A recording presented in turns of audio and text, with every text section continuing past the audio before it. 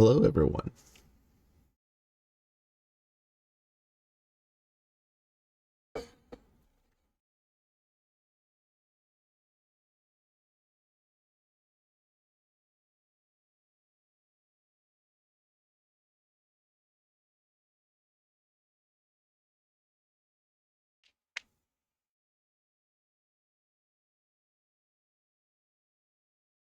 Titanium's gonna just lurk. Some things never change. Enjoy your lurk. I'll give everyone a sec to filter in before we begin the show. Before we begin the silly gillies.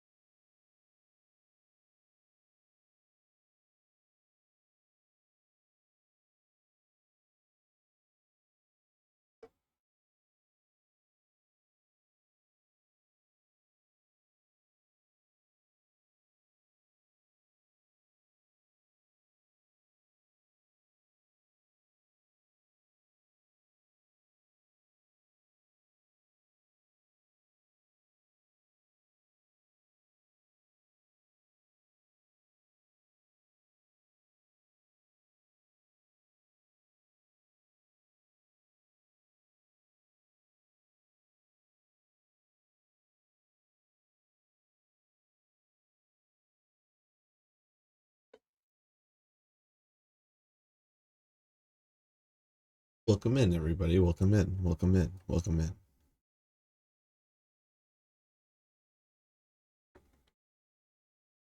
Mod view has been wrangled. The ever raging bull that it is. Welcome, May. Welcome, May.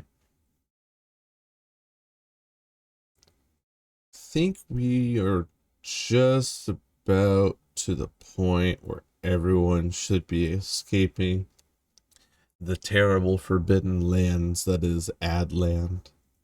So welcome, everybody. Okay, I think we can safely start now. Perhaps. So in the last second, I did not plan this stream even in the slightest whenever I announced it yesterday. In the last second, I managed to find something of interest. See, I broached the Game Developer League, which is a Discord group that I'm a part of, to like figure out what's the best pipeline to kind of go at this. Because I'm not like a full beginner to game, or well, not just game development, but like programming from scratch pretty much. I'm not fully a beginner. As I've stated in the past, I have some amount of educational experience. Of course, worked on some system design myself on previous projects I've been a part of, but I've never truly coded from scratch before. So while I have this underlying understanding of coding, I've never actually properly done it. And so I wasn't trying to like bore everybody by going through 100 pages of educational material on how to declare a variable value or anything, because that wouldn't benefit you, it wouldn't benefit me.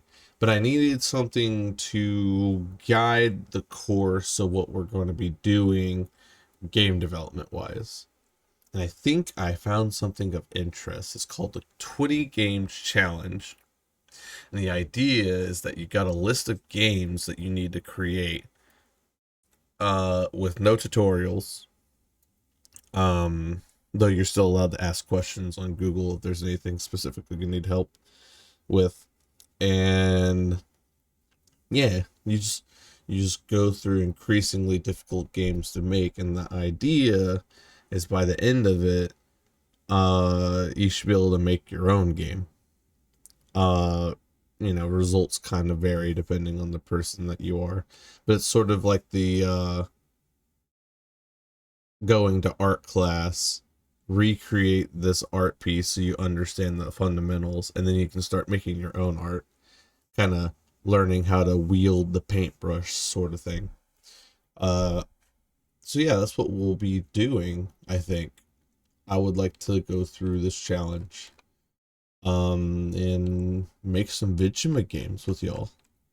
And what I would really like the end goal to be, because there's like this is like a thesis kind of thing, so you would like make your own end goal to capstone the whole thing. I'd like to make a game that you people, the chat, you people, the chat, my viewers, kind of like, oh, what's a good way to put this? So I had this idea that I would create a game that was somewhat guided by my hand, because I've done game development, I've done system design. I know it's healthy for games. So I would set up sort of like a choose your own adventure kind of thing. Throw some polls your guys' way, but ultimately you guys get to decide what the game actually turns out to be. So I maybe throw out a poll and be like, all right, out of this list of game types, FPS, RTS, horror, whatever, what game do you guys want to make? Okay, what do you guys want the game to be about? I want this to be your guys' game, and I'm just the instrument in which that game gets created. I think that would be incredibly fun um, for all of us. So I think that would be the capstone project. Um, Knowing me, I'd probably want to turn it into a larger project. That's why it's sort of the end goal here. So we'll just kind of go and see how it goes. I was having technical difficulties before the stream because, unbeknownst to me, apparently deleting a whole engine is a pain in the fucking ass, and then reinstalling said engine was also a pain in the ass. So it took me a minute, but I think our weapon of choice is gonna be Godot. Be using GoBot, as my brother once called it, and is now my favorite way to pronounce that name. Hi, Jam. So that will be our instrument in this challenge. And it just occurred to me that it's very silent. I forgot that we're not streaming any games today, so there's not going to be any music. Shit. Uh, Quick. Someone give me some good game music that I won't get copyright struck for. Trying something new? Not necessarily new. Like I said, I've had some game dev experience. I've done a couple game jams. I've been working on my mod project for Terraria for, God, 6 years now. That's not a good thing. It's failed multiple times. I wasn't a great project lead, so, and technically speaking, I've been working on it more reasonably for like a year. And then like just general coding. Like I said, I have a bachelor's in electronics engineering technologies, so for that I'm more used to logic gates, PLC ladder logic, programming like ABB ARM apertures and stuff. Coding from scratch using like .NET or Python or something like that is a little bit not within my purview. You do take digital fundamentals, they'll have you run Python, probably make your own little game or program as the capstone for that class, but that's about as far as they'll have you take it. So we're not learning anything uber complex, like how do you apply linear math to your program or anything like that.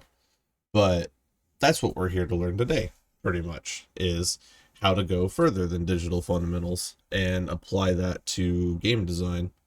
Uh, this will either go really well and I'll have a big, massive brain that I can flaunt in front of you all, or the more likely option, this will go fucking horribly and this is going to be a very slow process. But that's what you guys show up for, is masochism, right? You find entertainment in my suffering, so that's what we're here to do today. Me grab YouTube because it is a little bit silent in here, and I figure we could probably use some music.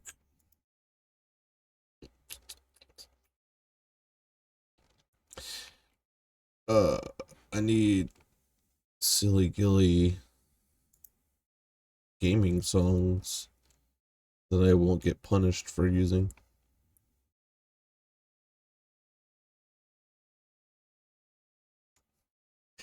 I could do some ultra kill secret level. Some ultra kill secret level music.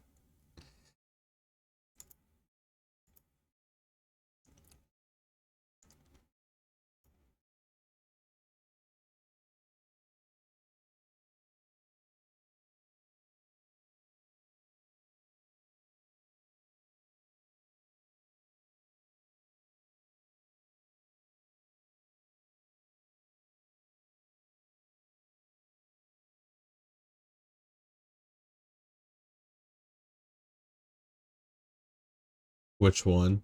I was thinking Lakeside Songbook, just as like a starter song. I'll probably have y'all guys suggest stuff to me over time. Before I do my next coding stream, I should probably put together like a video game centric playlist. Yeah.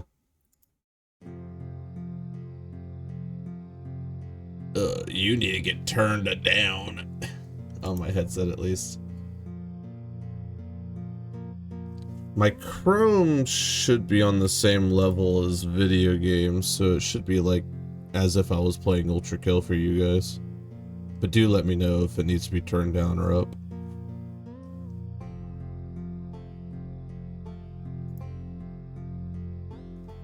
Good stuff, good stuff.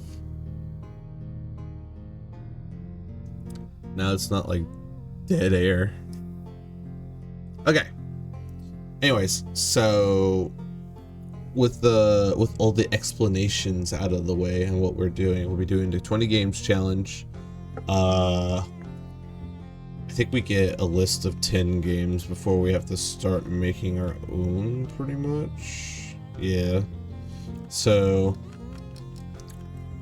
I will have you guys decide on what games, because we have some split options here, and then we can go from there. Wanted to suggest a playlist I've been listening to for a couple days, but I don't know if I'll get a strike. I'll drop it in Discord. As long as the music's from video games, because video game music doesn't get the same copyright laws as like normal music does, we should be okay. Now that being said, Cybergrind has gotten me multiple content warnings because fucking, you know, they use actual songs in there. But, you know, as long as it's made for the game, we should survive.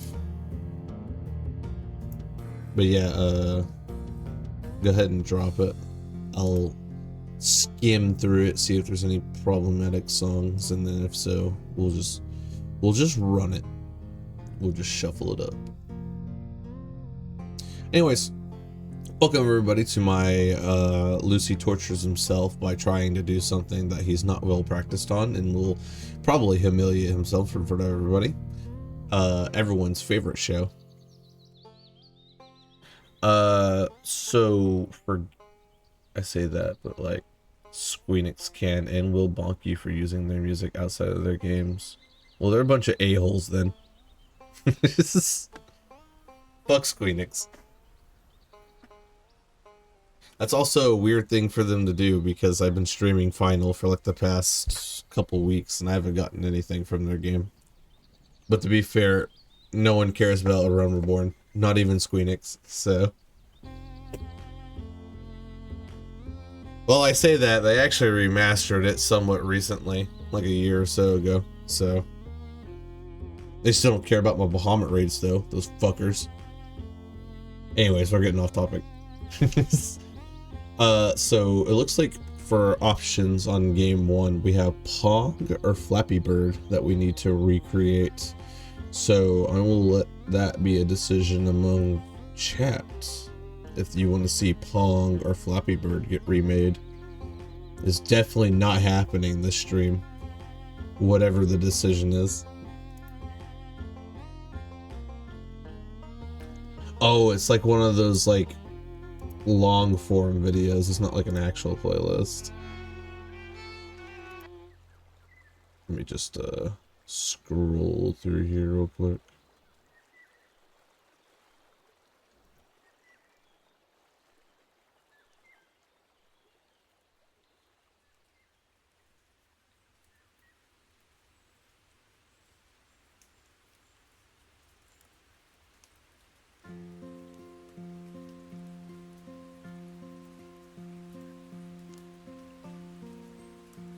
I mean, it's just the one song. We should survive that. Surely Squeenix won't come for me. Oh, no, it's 2. Never mind. Makalani. Oh, that's from 10. I don't know. They might like 10. They might just come break my kneecaps. I'll keep that on the side.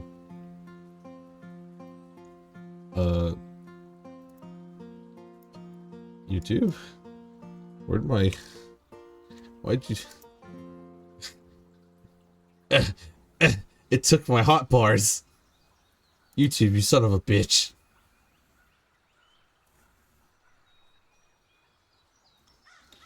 Hey, Taco.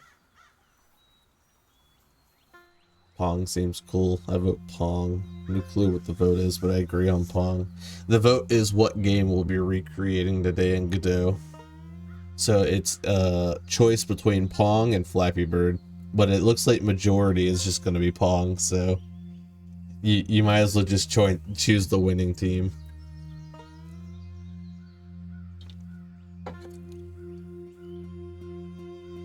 Pong. 15 stream streak. Man, whenever I get around to making channel points actually do something, I'm gonna have to like inflate the prices. Y'all guys probably sitting at like 20,000 right now, if not more.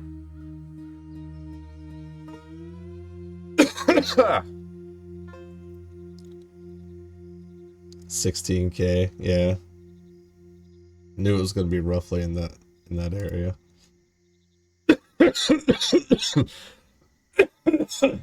Ow. My body's trying to kill me.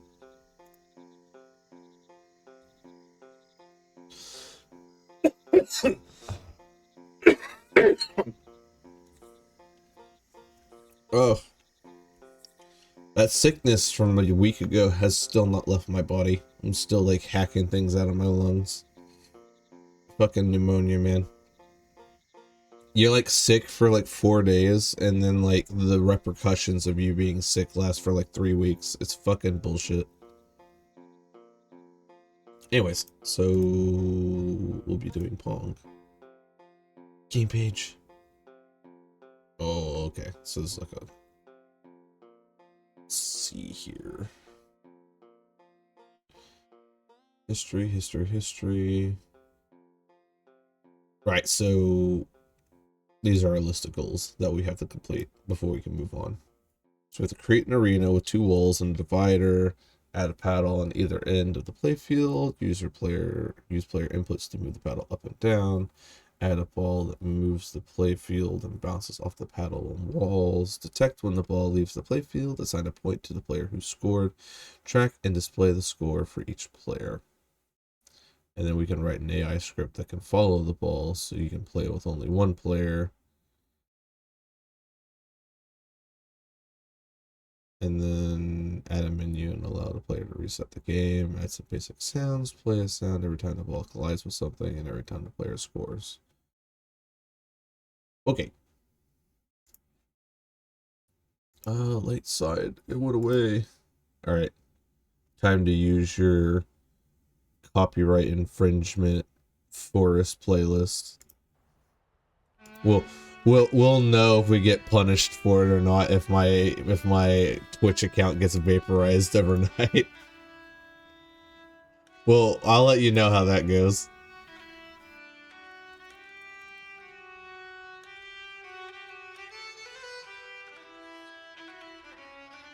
Is there a reason this is getting sent to my OneDrive?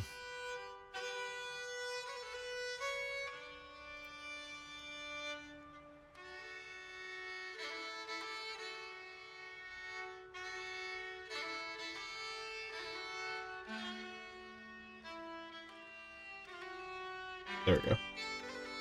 Much better. Sorry in advance, Lucy. It's okay. It'll be okay. I'm sure it will be okay. It can't be any worse than Cybergrind playing a bunch of actual songs. I've not yet had a stream where I cybergrinded and not got a copyright strike from it, so it'll be okay. I just assume that if I pull up Cybergrind, that video is not getting monetized.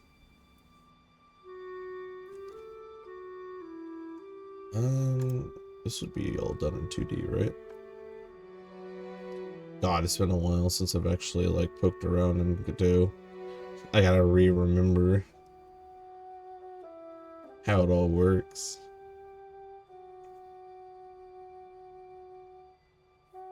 So I guess what we would want to do is plan it out first. Imagine being able to monetize videos. Yeah, I say that jokingly. I'm sure as fuck can't monetize any videos. Let me get myself a drive folder for these projects. I'm a big having to think things out on paper first kind of guy. Just a guy.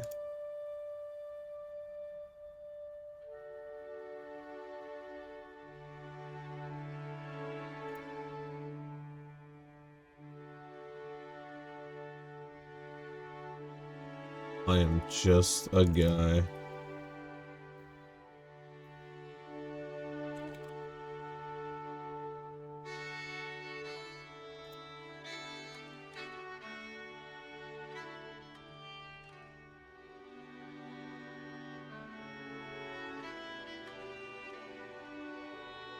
Grab these ghouls.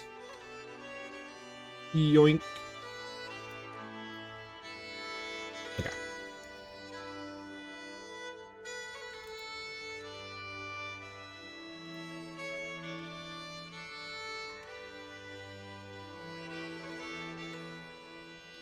You want to be the guy? I'm trying to be the guy. Okay. So for basic Pong, we'll need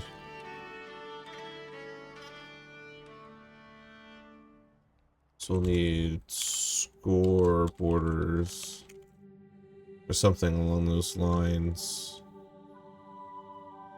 which would be what, area 2Ds, and then for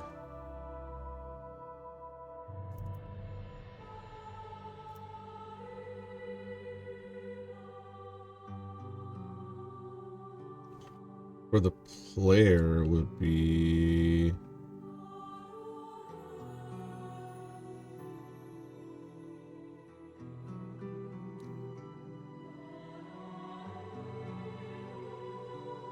man, I'm not sure. Already off to a good start. The one thing I don't like in programming is making UI. You and me too, man. When we were working on Dreamwalker, for me and my team, anything with a green control node, I was like, I refuse to touch it. Like I was having, not Dreamwalker, when we were doing, sort of a point and click adventure game for something called like Project Monolith, which is like mostly UI, I was like struggling to get control nodes to move. I wonder if I could replicate it, because like with node 2Ds, right, you can, let me see if I can find it actually.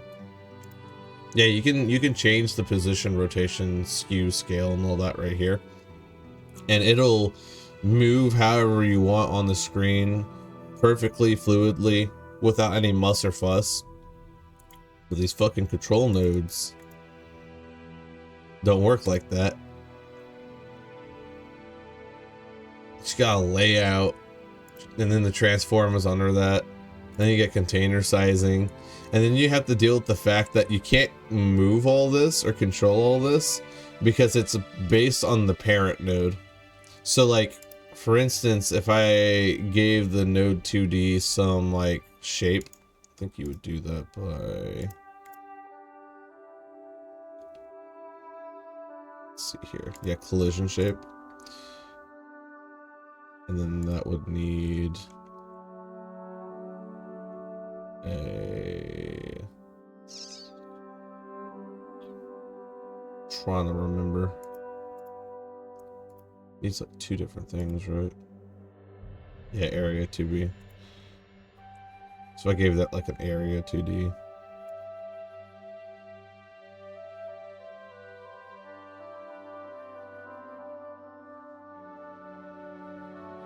Oh, okay, give me a sec. I did that backwards.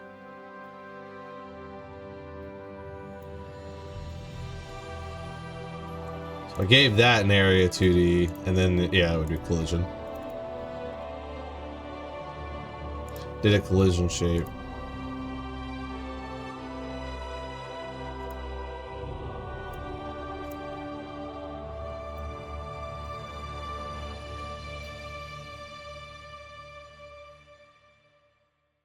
I don't know. We'll just do like rectangle. Okay. So now that we have that, if I took this node 2D, move this collision shape, make it a little bit bigger. Right. Then I made this control node child of that.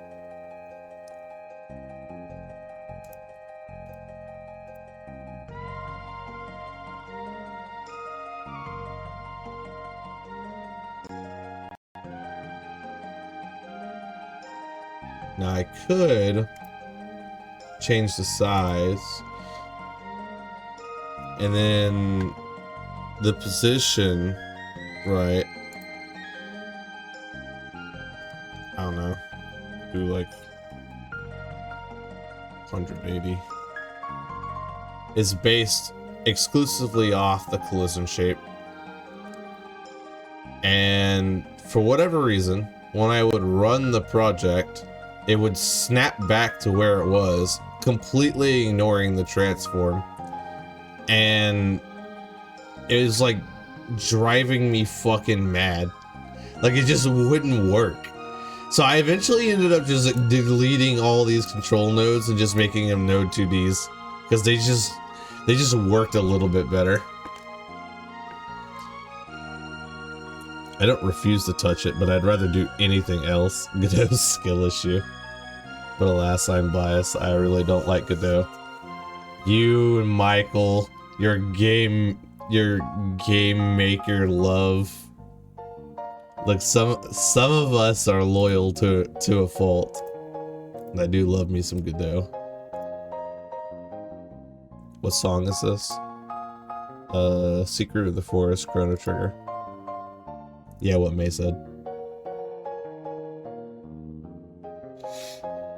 I don't like Game Maker either. Well, Taco, what do you like? I can't help you if you don't. You don't give me, like, throw me a bone here.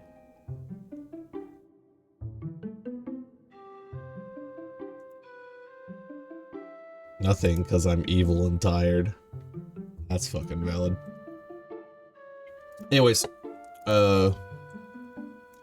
to what we were doing. So 2 walls and a divider. Miss Chrono Trigger. I need to play it again. I've never played it. This is where you go, wah? He's never played it?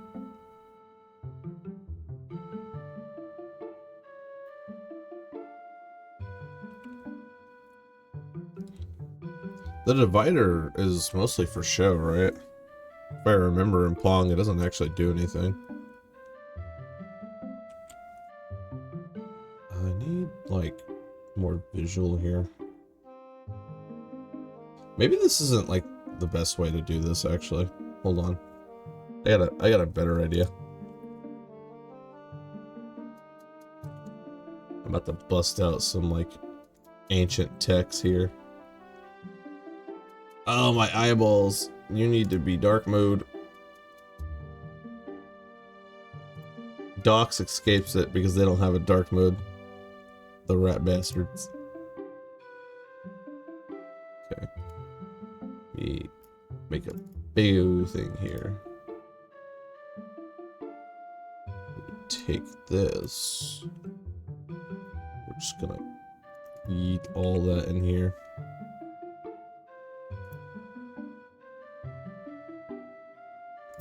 Genius. Okay, you go away.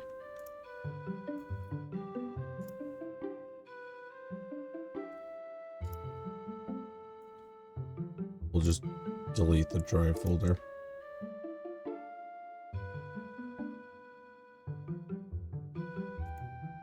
It's fine.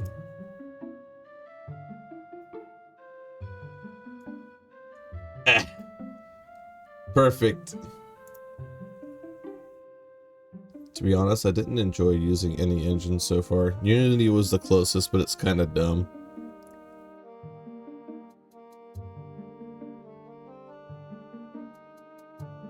I mean, we're not going to talk about how Unity likes to shoot itself in the foot repeatedly. Lucy, you forgot I grew up without consoles. I'm the last person who'd be like that. That's fair. Okay. So now that I have, like, actual visual here, let us draft up a little representation. Actually, no background. Use blue. We'll just say this. We'll just say this represents the entire, like, screen.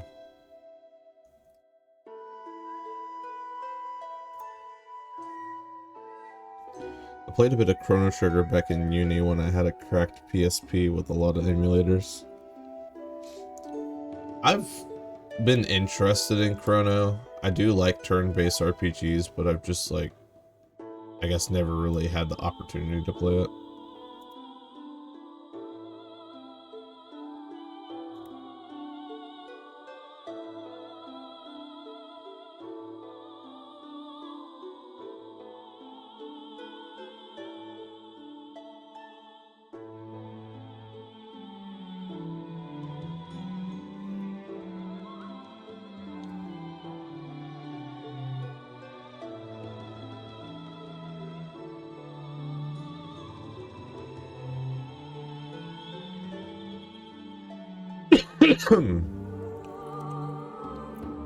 Oh. Hello.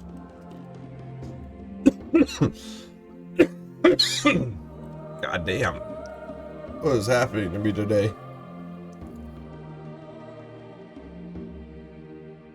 Management is a separate issue. I wanted to try out Rust plus Bevy, but I have mixed opinions on Rust.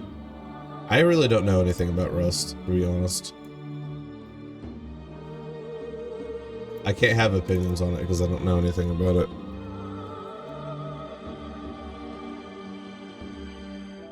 Assuming the divider would just be Sprite 2D. Makes sense to me. I mess with Unity for Ultra Kill level editor stuff, and yeah, sometimes it's a fucking asshole. Why did it send twice? It didn't send twice on my side. Me who never programmed anything besides C++ lessons I took in school. I'm just here for game talk. So like I said, I did digital fundamentals. They did Python. They always do Python for the starter. I've done some like very light HTML through Dreamweaver for whenever I was doing business classes to learn how to do like website design, but I don't fucking remember anything about that, so I'm not even gonna like pretend that's even in my knowledge base. And then of course most of my work is through Terraria modding and Godot, so I'm most familiar with GD script and C sharp, which is GD script is just Python with C sharp mixed in it pretty much, and with different syntax. It's like C sharp, but if it had the syntax of Python, and then C sharp is just obviously .NET. So web design is my passion. Couldn't be me, man. Web design is just it feels almost like I was like you're doing coding, but it's just exclusively UI work, which is my idea of going to hell. So couldn't be me, chief. Okay, so I need to figure out how the Pong paddles are gonna work.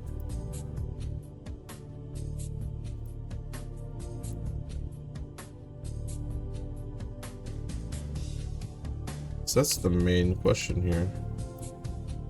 Because my immediate thought, right, is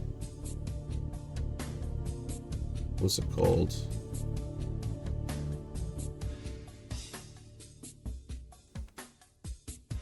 It's not even player.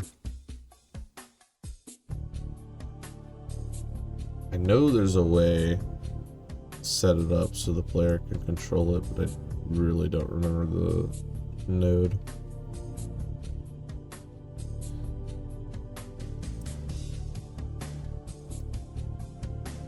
I can tolerate web dev, but it's definitely not my favorite. Look, sarcasm is difficult for me. You're gonna have to bear with me here.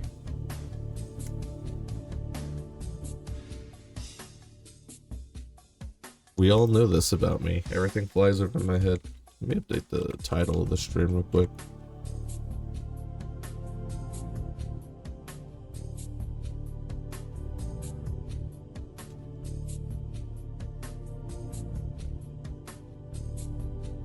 So people like know what they're joining for.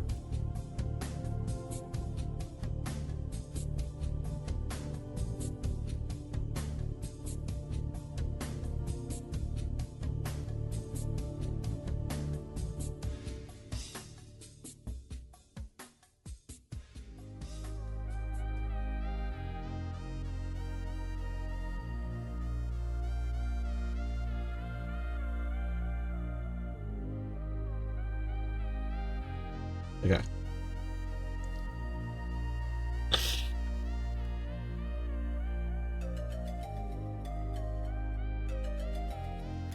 I guess let me think of all the elements we need, and then I'll figure out what I'm missing afterwards.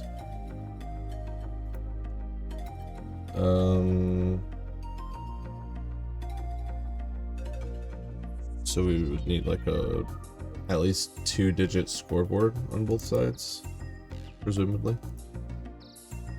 Probably blow that up a little bit.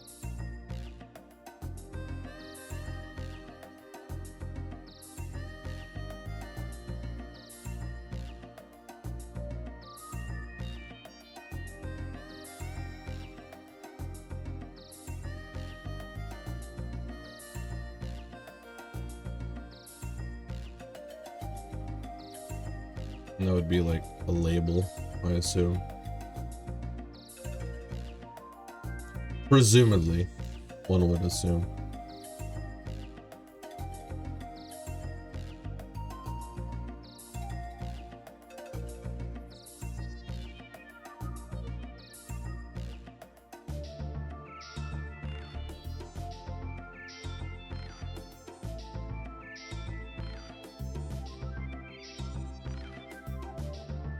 And then the only other thing would be the ball.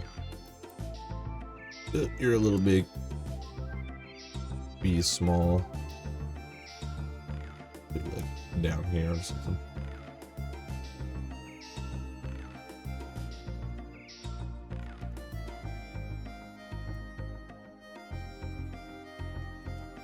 Ball wouldn't be anything other than a sprite 2D with like a little bit of physics tied to it, assumedly. But I guess that could be the same, said for the same thing of the paddles.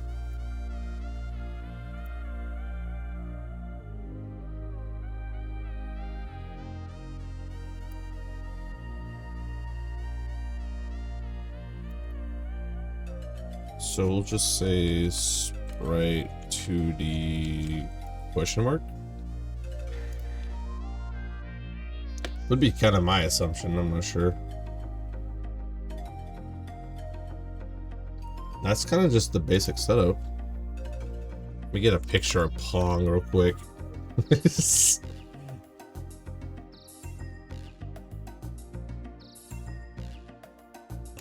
Let me remember what this game from the 70s looks like. Yeah, that's like the bare minimum.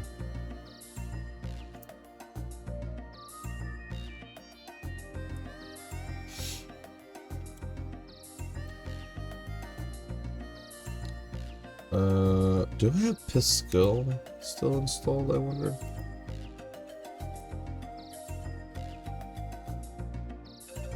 Uno momento. I don't have any art programs. That's the problem.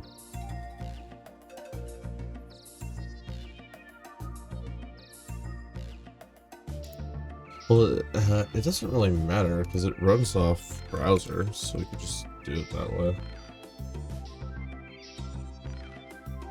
Yeah, that'll work. You're hungry? Then go eat something. I'm sorry, Taco. I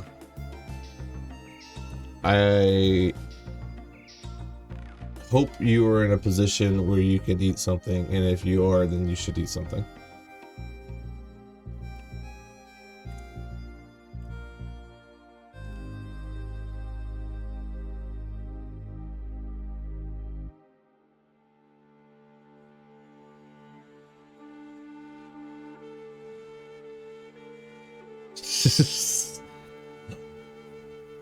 Look, I'm trying, Taco, okay? You gotta bear with me here. Isn't there like a way to download this? I downloaded it at one point. Pascal for kids. The child-friendly version. How is there a child-friendly version of something so simple?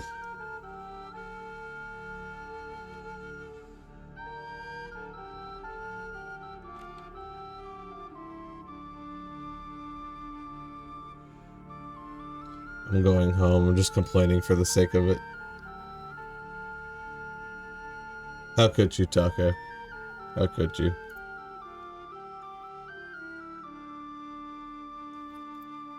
I must be stupid.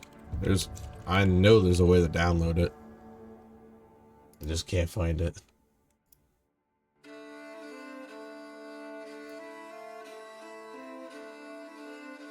Download it anyway. Give me the viruses.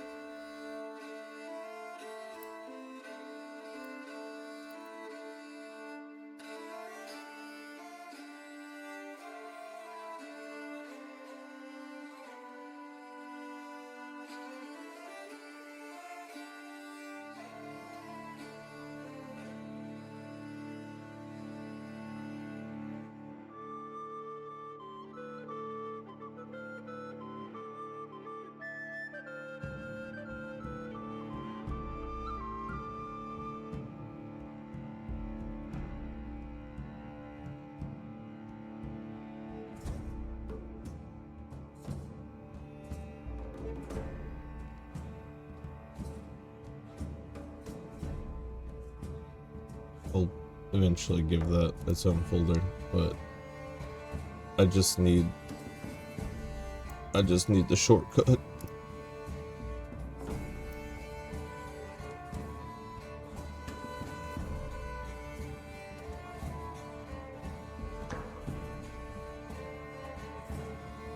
Ooh. I'm back here.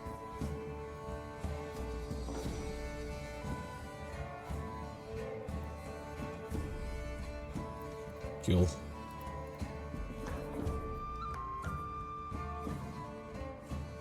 Where'd it go? Where's my shortcut at? Oh.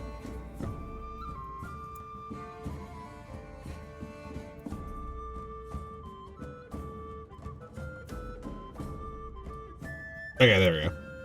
We're chilling.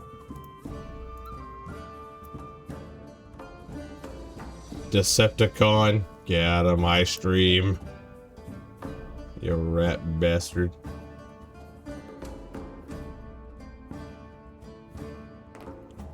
You son of a bitch. Okay, there we go.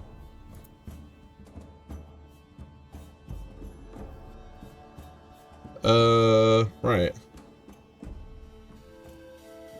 I'm sure there's a way to create the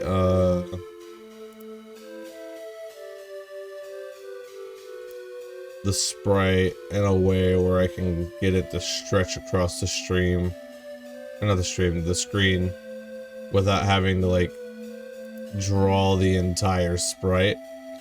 But I wouldn't be privy to those details, so we're just gonna brute force it.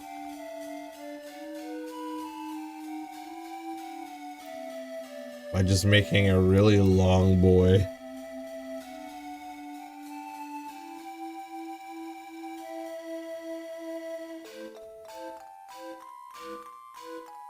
And I don't know, it could be like 10 pixels wide. A real noodly boy.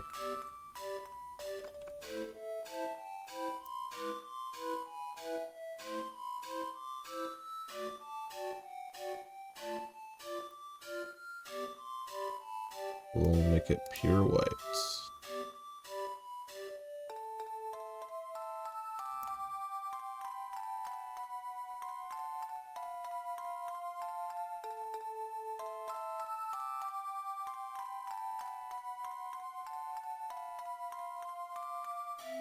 People are gonna join, they'll be like, when did this turn into an art stream? Let it be known, I have no artistic talent whatsoever. We are just making some bullshit right now.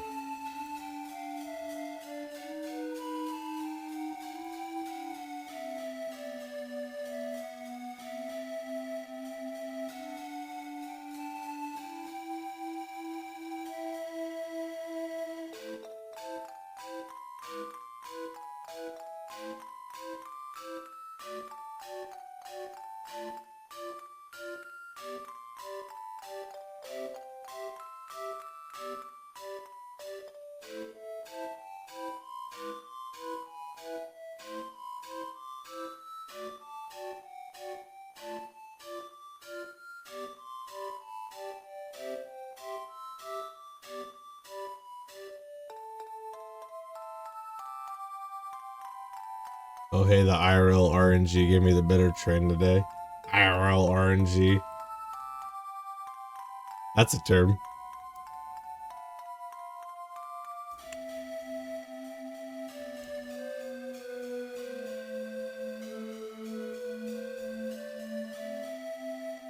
This is gonna look so fucking shit.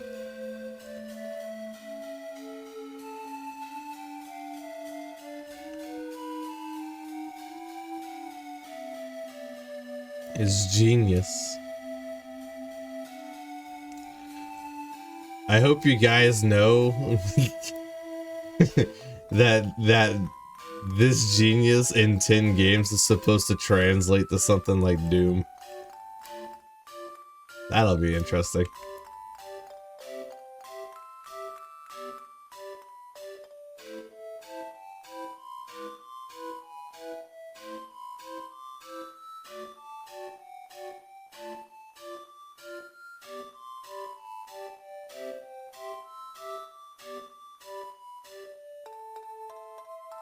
The stream had me really concerned because I was sitting here like, man, I really don't know what I'm gonna do. But I told myself, I was like, I'm just gonna have to dive into it.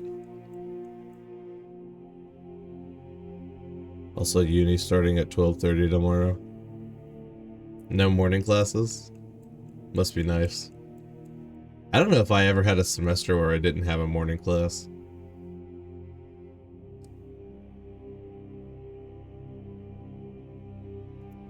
Alright.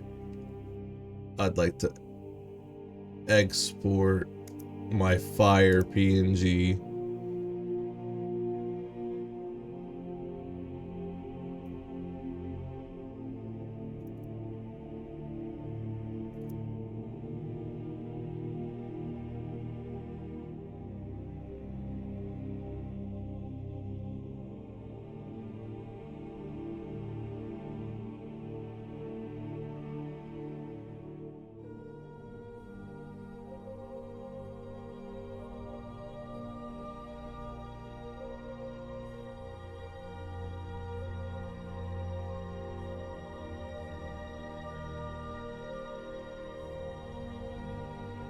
Oh damn, we actually should probably get a background too while we're at it.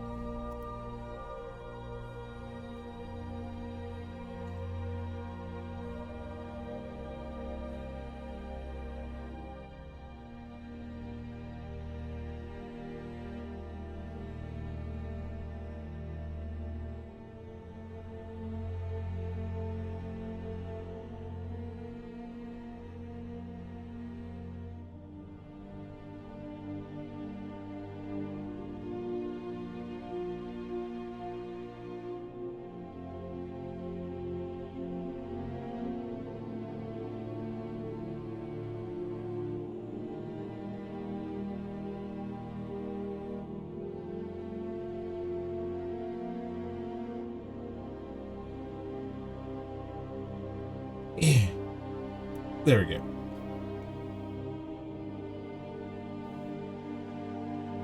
It's better for it to look bad than to look like AI. Valid. Though I'm not even really sure how I would go about trying to get a 1080 pixel tall slice of a dotted line from AI. That feels way too specific. I usually have classes at 9 a.m. on Thursdays, but 2 classes are canceled. I have uni 3 days a week too. Well, three days a week is somewhat normal. Well, I say somewhat normal. Somewhat normal if you're like year 2 or year 3. Your starter classes like Comp 1 and shit like to be like 9 to 5 jobs. I don't really know why they like to schedule themselves that way.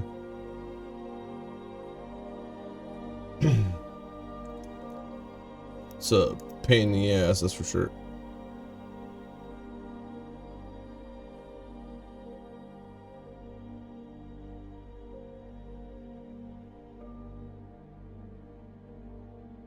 I don't know why I didn't just use the fill tool.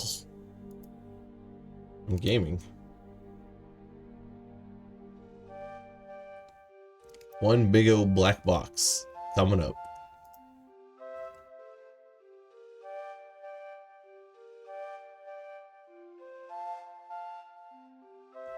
Cool.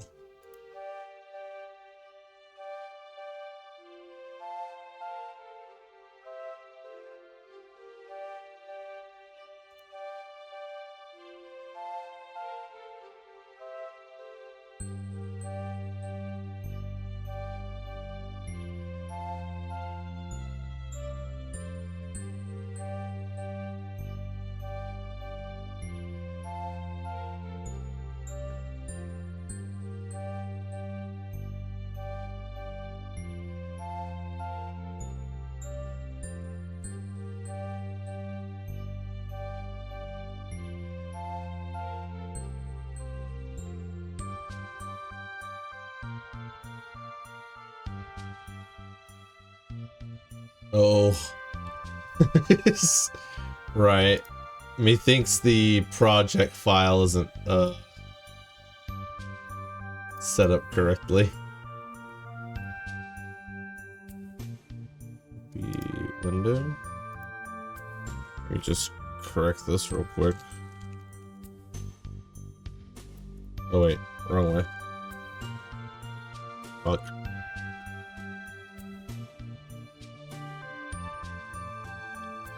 Kind of surprised this isn't just the default, but there, that should fix it.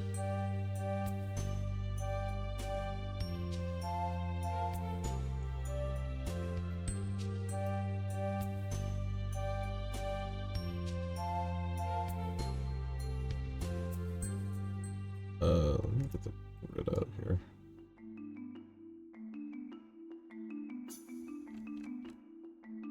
No, you just... God damn it. Okay, reset position. Then go over. Got a dip, internet getting spotty. Have fun stream, everyone. Alright, bye, Taco.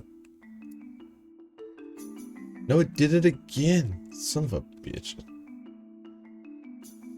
Okay. There's gotta be a way to snap this here.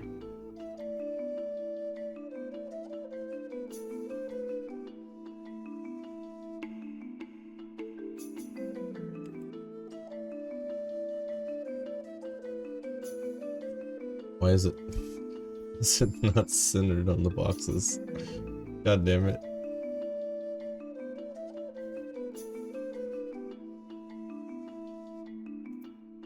Okay, turn on Smart Snap.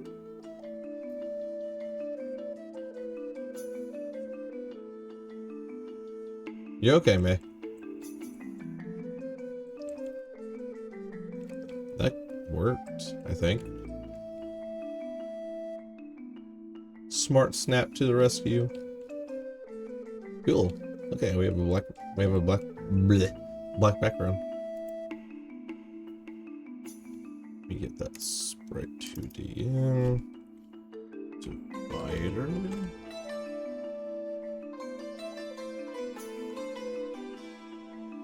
This is gonna look so fucking shitty. I mean, it works. It's, you know, they're not evenly spaced, but it like looks the part. That's all that matters. Let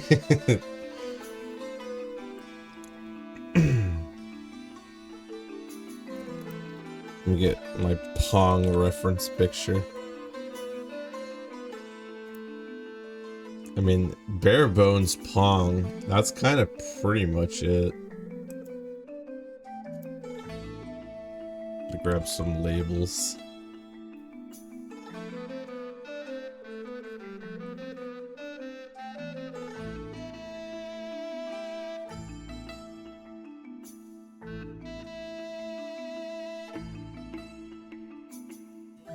Put some like temporary numbers in there.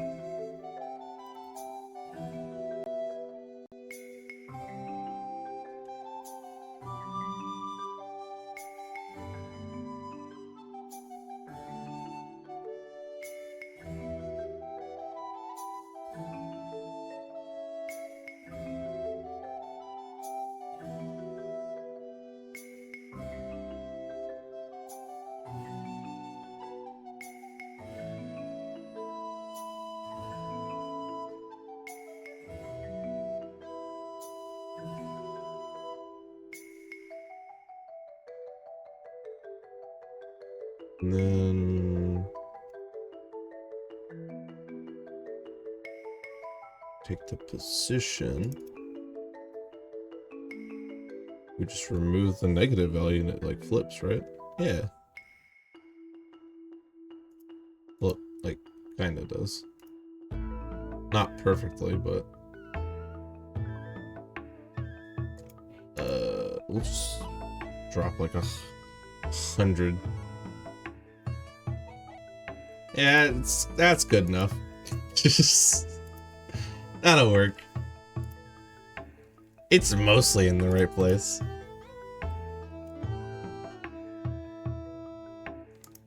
Damn, I really should have actually fiddle-dicked with like the font size and shit before I copy that over.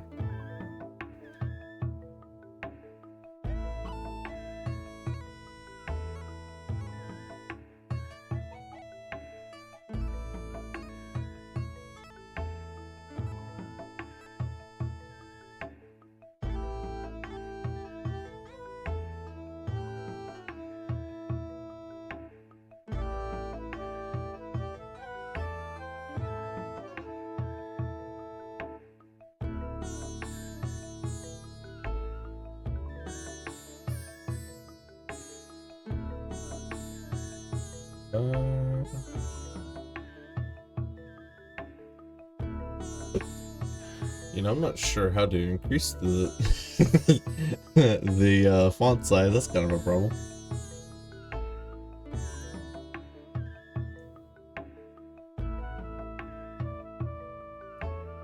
Yeah, surely gotta be one of these. Ah, here we go. You're gonna have to be like significantly larger than that.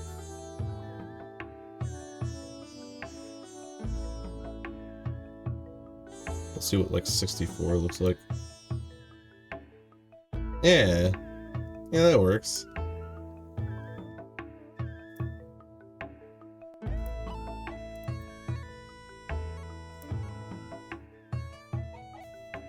I'm not really looking for style points here, so we'll just keep the normal like default font. But yeah, it looks kind of like Pong now. Now I really got to figure out what the ball... Or no, I got to get the Area 2D set up, don't I?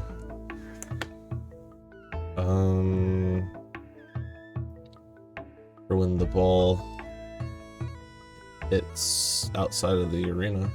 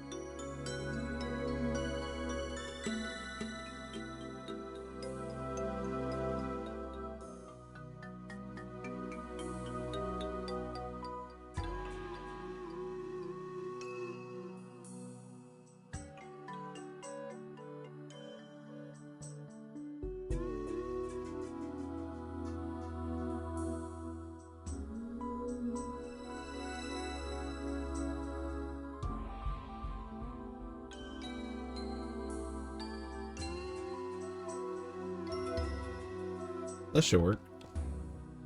It's not the bottom, but it will work for our purposes.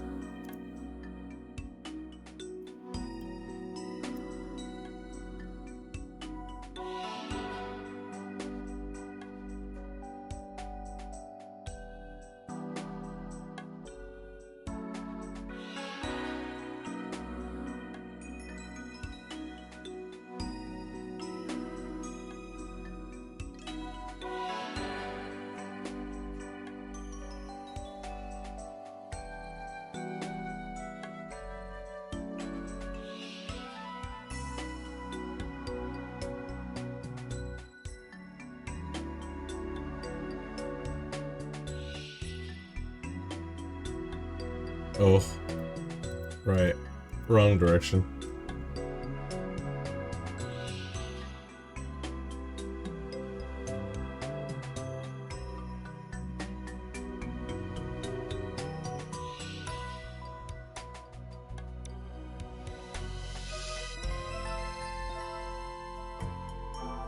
Perfect.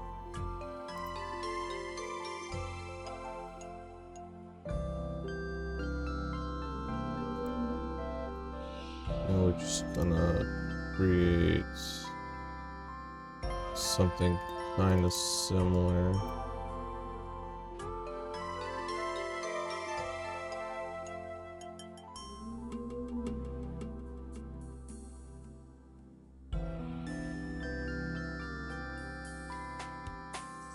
Transform it slightly to the left so I can grab a hold of it. You go over here.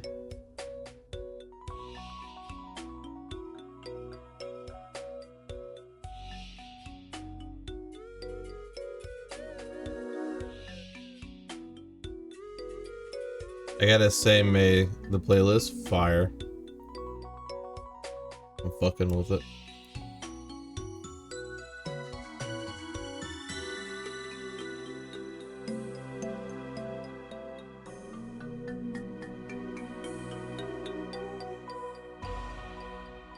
Oh no! Smart snap is failing me. Maybe I can just kind of drag it on there? Yeah, okay.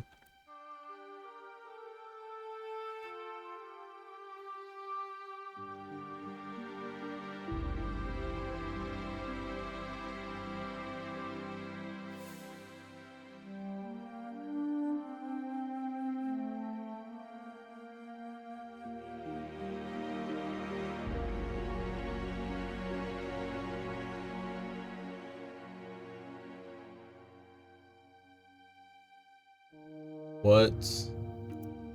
Why? What? Are they? No. No, it couldn't possibly be. They're all connected. No. God damn it. Oh. Okay. I didn't know that was gonna happen. Okay. I'm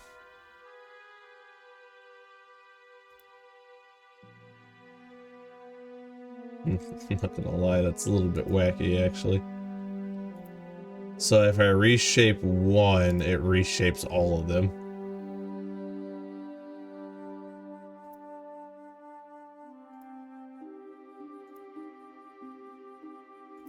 How does that work?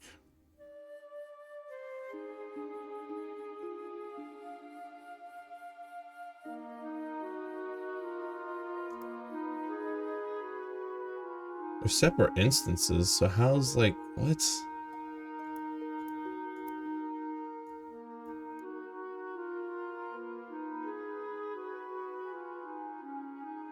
Is it because I copied the collision shapes?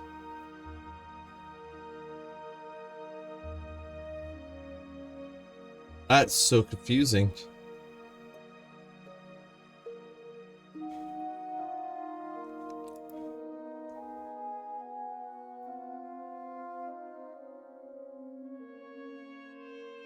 So if I delete this one, then I go and remake a collision shape.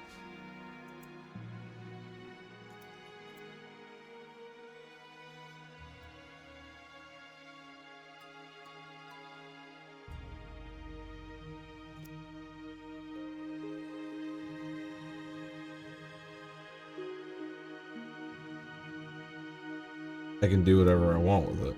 Okay, so that's what happened. So when I copied them, it's like the exact same collision shape, I guess. That still doesn't make any sense to me, but whatever. These two collision shapes can be the same, that doesn't matter. They're both gonna do the same thing anyways, but... Okay, that's strange, but whatever, I suppose. It's not whatever, but it's just gonna have to be whatever, I guess. I see the wrong layer problem is common not only in art programs. I don't even know if that's like what happened. I'm genuinely confused. Like I said, it's just gonna have to kind of be whatever, I guess, because like I don't fucking quite understand how that happened.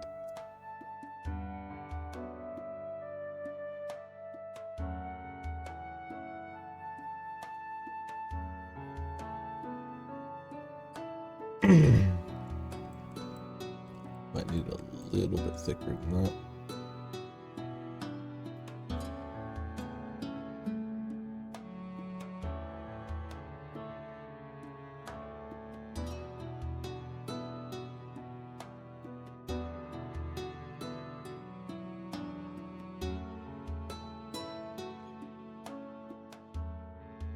Yeah, that'll work.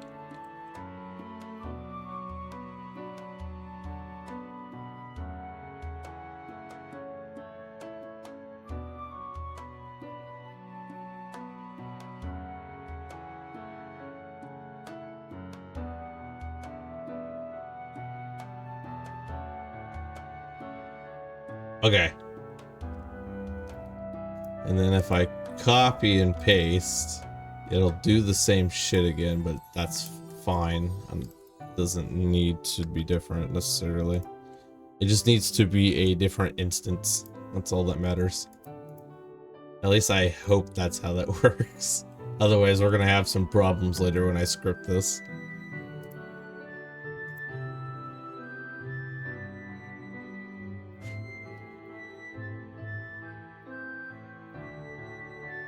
Be 1920. Yeah, that's a little too far. It'll work though. Be fine.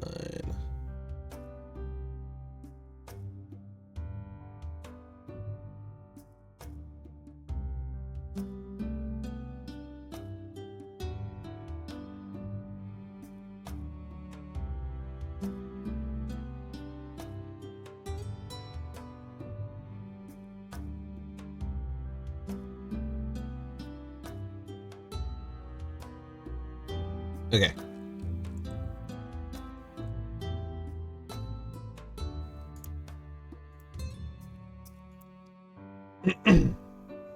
Okay. It looks a little bit like Pong now.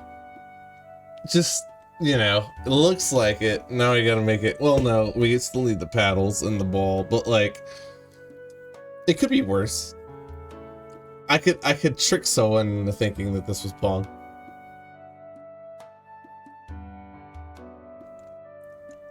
Yeah, like, yeah, buddy, it totally works. Promise. Just trust your old pal Lucy. Okay. Back to the drawing board. So I really need to figure out what the paddles are gonna be, and potentially the ball. So my thought process, right, is that Sprite 2D is fine as long as the Sprite 2D has a way to detect if it enters an area 2D. And then we can program it to rebound off the borders and then like increase the score of whatever player dependent if it enters the area 2D or not. And by that same metric, if the Sprite 2D can detect if it collides with another Sprite 2D, then the paddles could also be a Sprite 2D. The only problem is I don't really know if that would work or if that's the most efficient way to do it.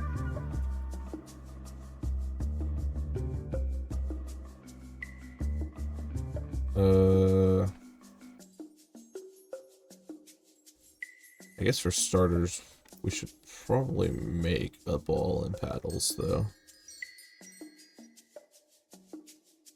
Paddles like what, 1/8 of the width or the height of the screen, so what we're looking at like 180 pixels tall and maybe like 20 pixels wide.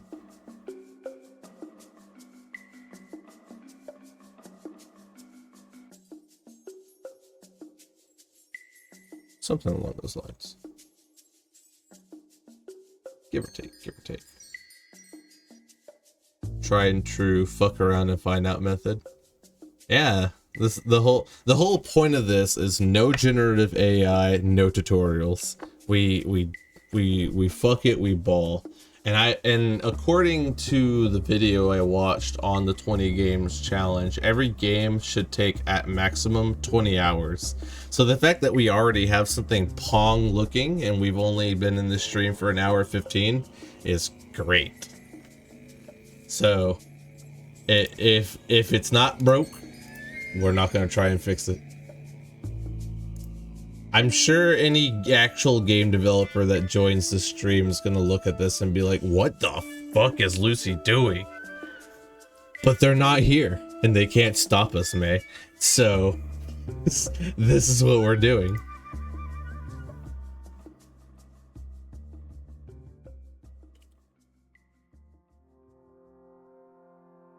We're just vibing the forest music and we cannot be stopped.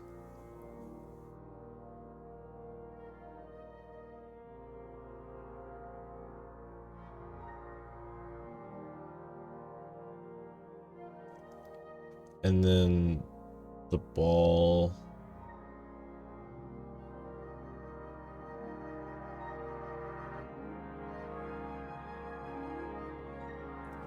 Ball really only needs to be like 10 by 10, right?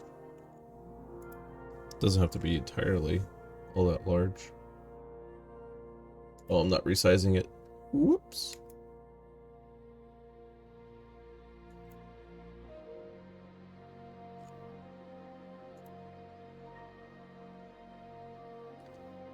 Actually, that might be a bit that might be a bit small. We'll try 20 by 20.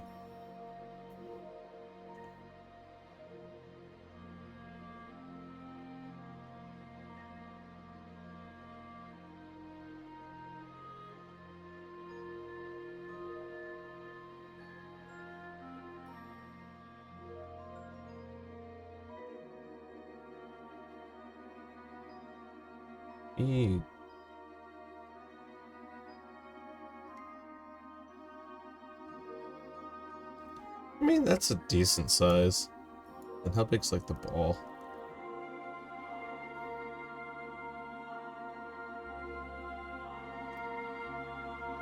Toss the ball. Paddle out there real quick. Yeah, I'd say those sizes work.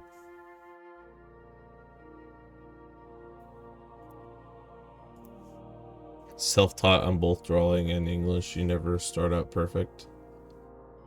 Yeah, my writing took... I don't know if you've read any of the manuscript I posted in the Discord, but I've been writing since I was like 7. So like that's 20 years worth of writing, and I still wouldn't say I'm all that great at it. I'm better at world building and storyboarding than I am at like dialogue and character development, for sure. God, am I terrible at grammar and sentence structure. I'm very wordy. I like being overly descriptive is by far my biggest fault when it comes to writing. So typing with that normal keyboard on tablet is an ordeal. Yeah, that's why whenever I got my tablet, I had a keyboard with it. I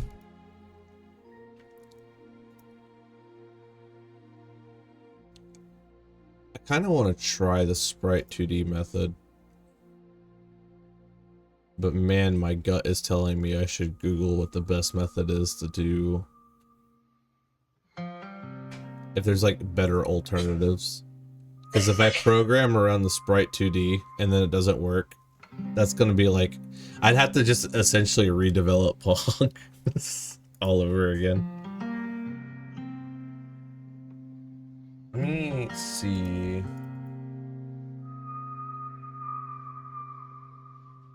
I don't know how I would word it though, to like find the answers I'm looking for. Without like directly looking up a tutorial, which kind of defeats the purpose of this. Be like, best node in Godot to make Pong paddle. Stick LOL at the end of the Google search for good measure. Yeah, someone's made a Reddit post about it, actually. Exactly what I'm looking for. It's character body. That's the one I was trying to remember. Okay.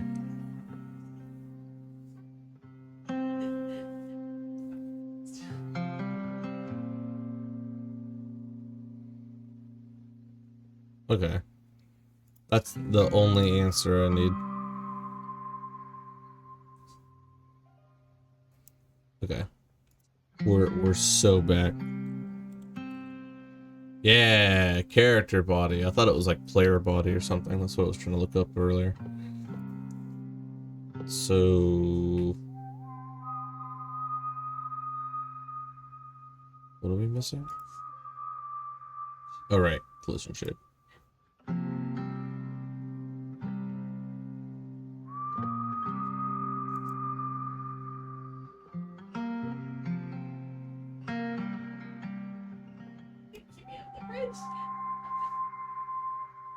Rectangle. And then this would have a child sprite 2D, right? So we can actually like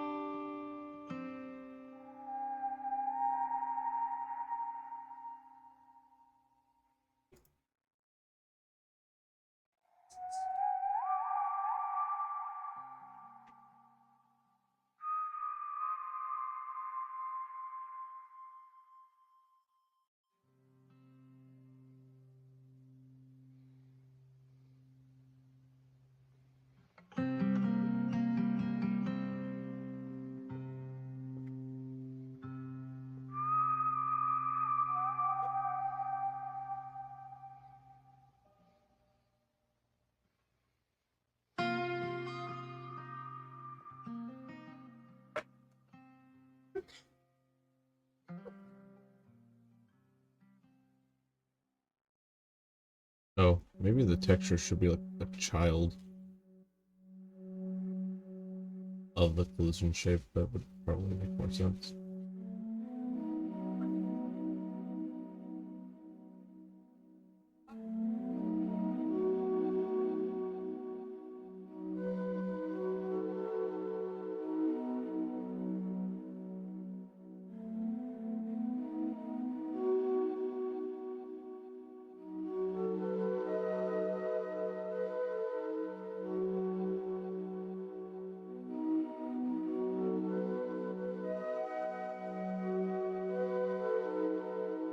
I won't lie.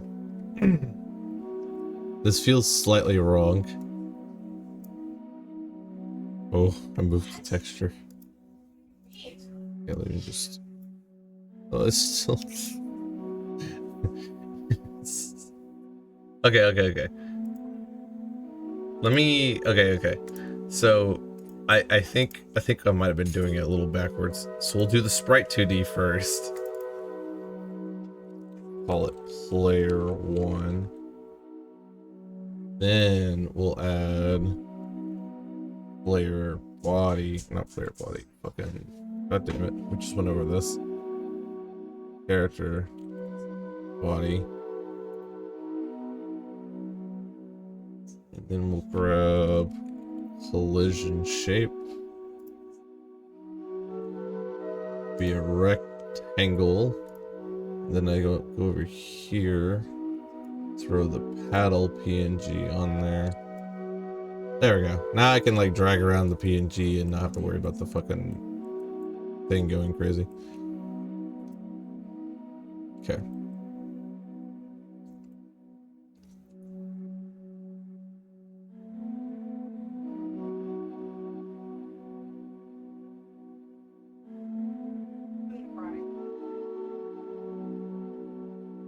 It's like center screen, I think will work. That's actually kind of like the perfect distance.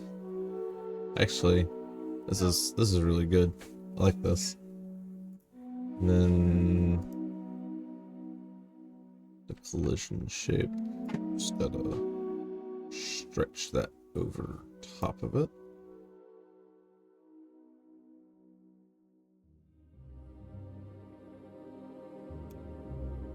Yeah.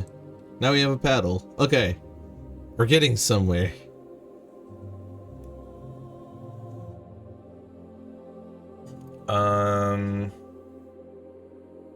Then we would just do something kind of similar for player 2.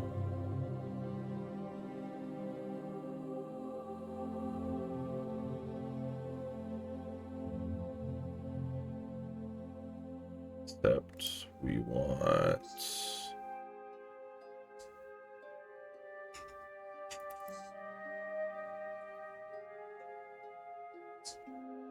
to be like across the arena.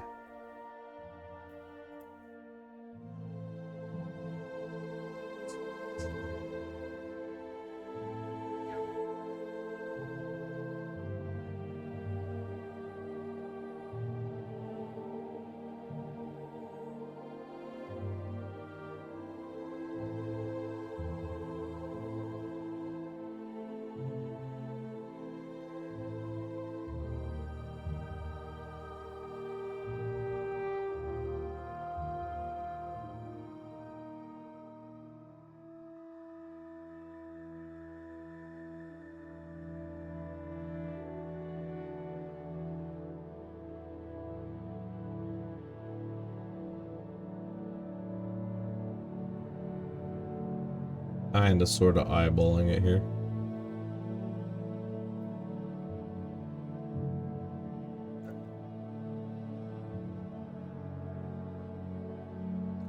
I mean, that's roughly where it should be. Maybe like 25 pixels less. No, that was a little too much. Be like 35.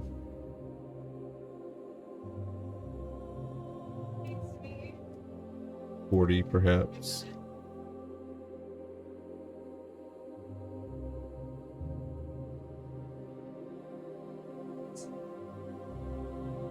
Nah, I think 50 was the play.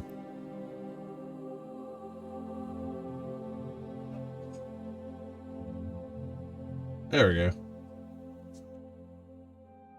And then we just need the ball. I think it's physics body was also an option.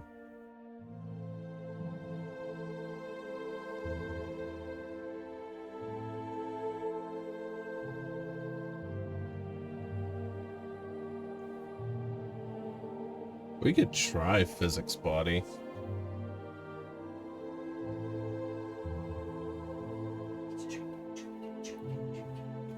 It could work. Potentially.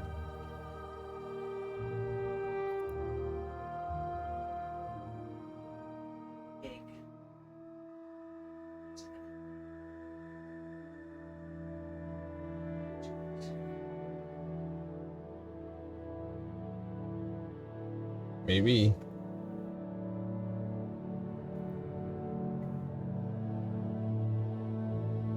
I'm not sure if adding a rigid body would make the ball too realistic or not, but we'll find out, I guess. It seems like the right step. I guess I should add the sprite, huh? Before we do that. So we don't run into the same issue we had. Ball.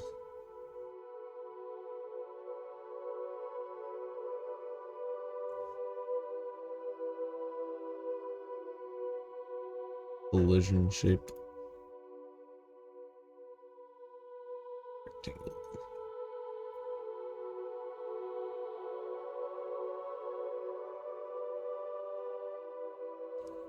Genius.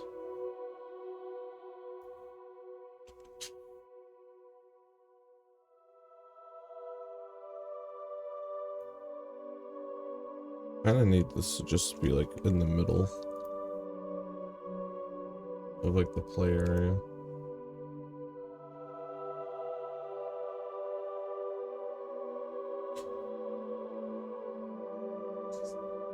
Did I have it on rigid body? Or was that collision shape? It was collision shape. God damn it.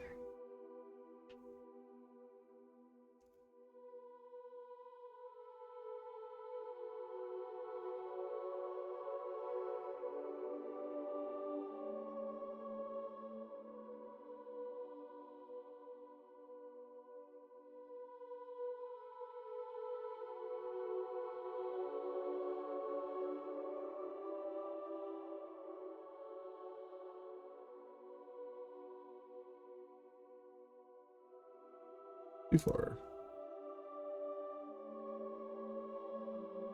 Not far enough.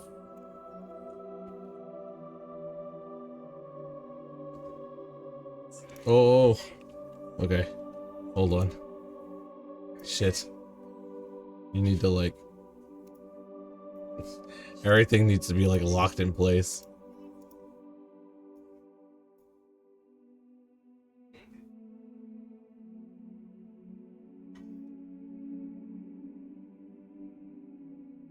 So you can like...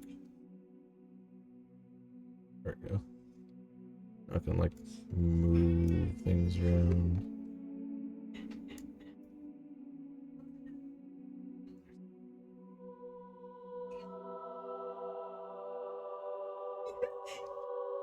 I mean, that's like pretty centered.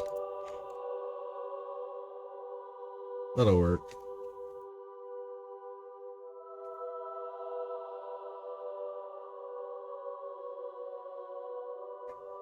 Okay.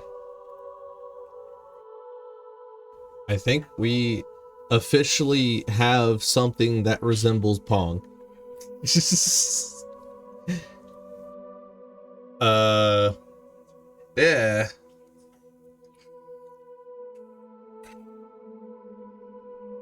Now we get to the fun bit.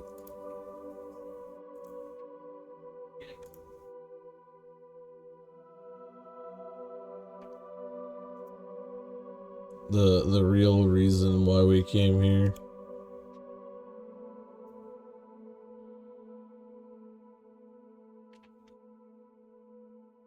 So I guess I need to figure out how I plan on doing this.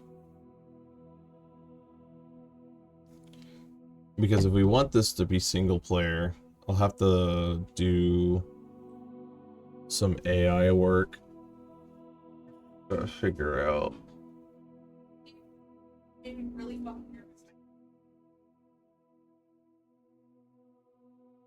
Because we'll need a script for the ball, a main script to run everything else, and probably a script for player 2. And maybe a script for player 1 that like takes inputs.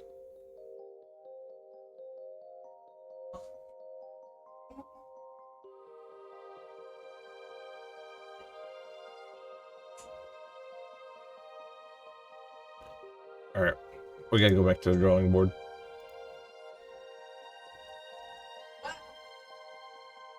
Okay, so we know this is a rigid body 2D. That is what that is. And then our paddles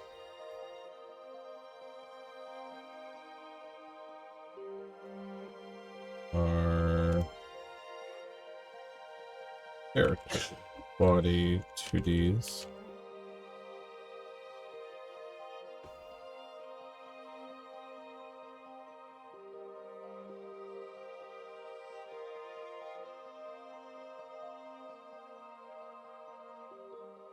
I'm just trying to think about how we want to do this.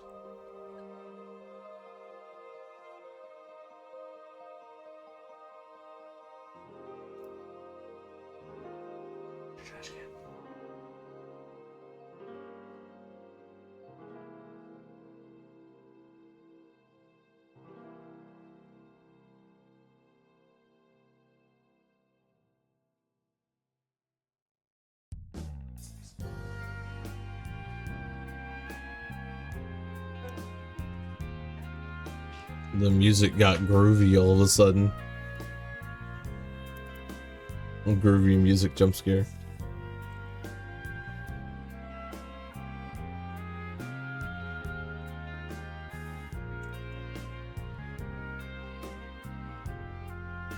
So we'll need main script.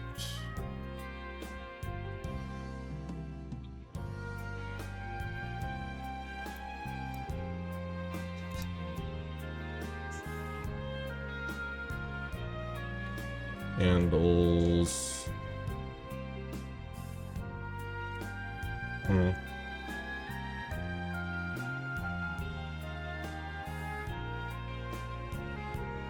Presumably would handle player inputs.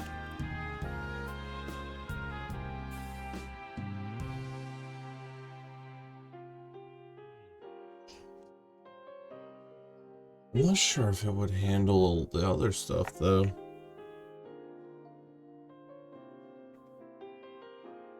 Because ideally the scripts have some delta feature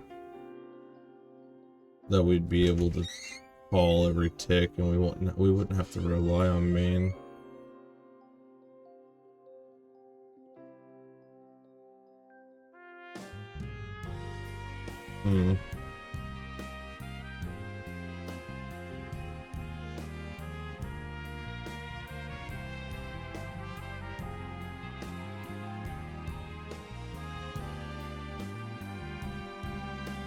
I guess we'll focus on,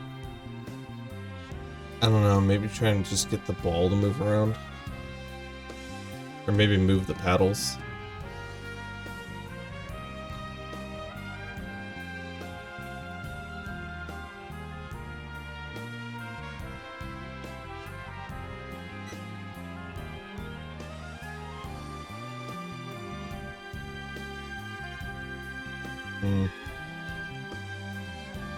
We'll start with the ball first. So I know that'll need its own script.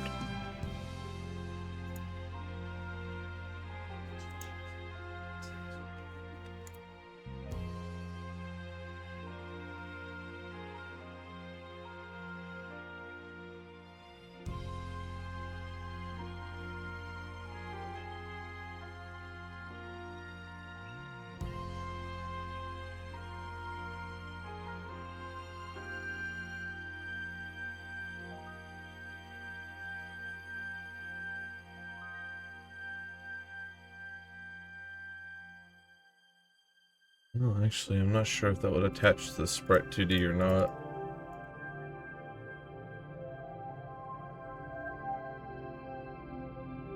It would make more sense to attach it to the rigid body, I'd think.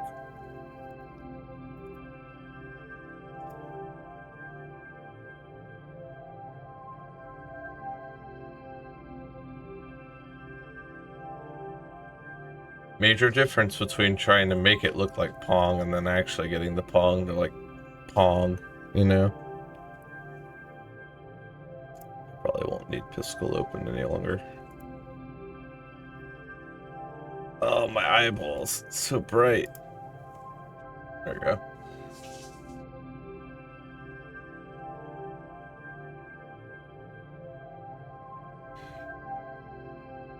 So let's see here. We'll need...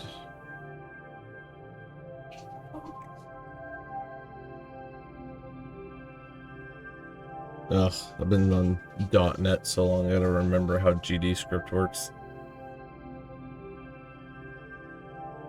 I don't have any of my old projects either. God damn it.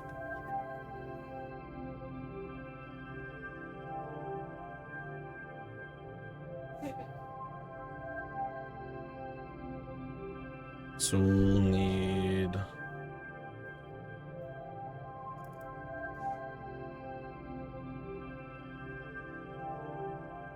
the ball script.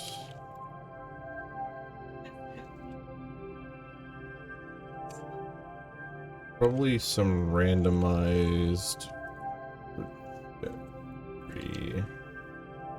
for whenever the game starts. That way it's not like static or, you know, doesn't go anywhere whenever the game actually starts. Movement speed, collision, that I'm not spelling right.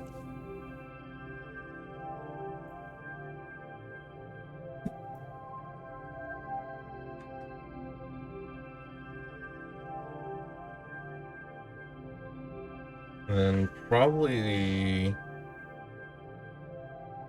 goal signal, something that it like sends out whenever it hits the goal, ideally.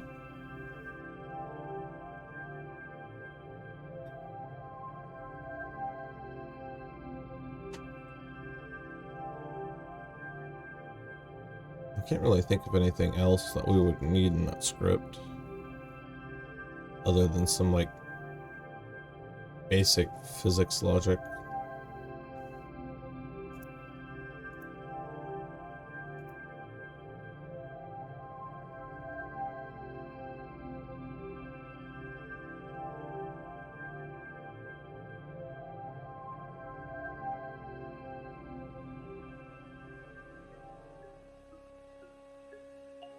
God, my brain is still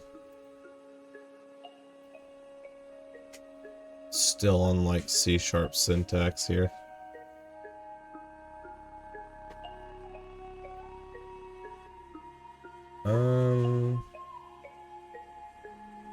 trying to think of the best way to like refresh my mind on how this is gonna work.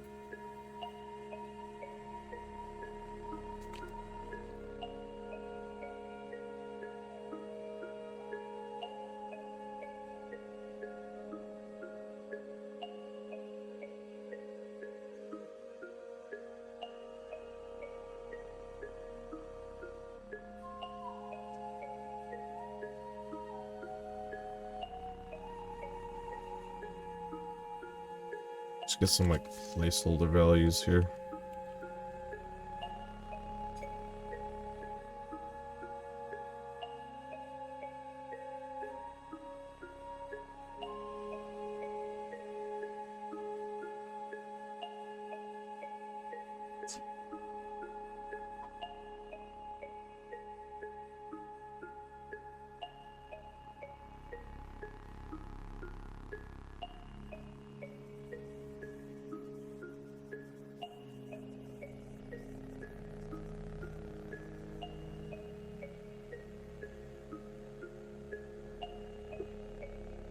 Y'all okay?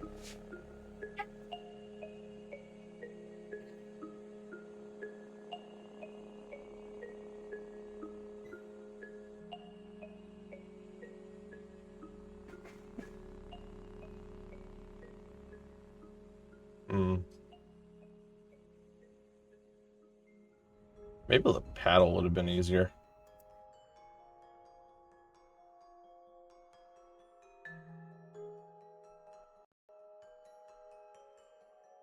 We're so in it now.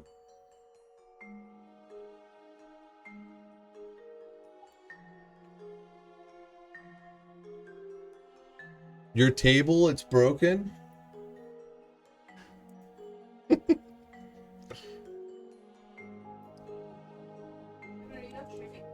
No.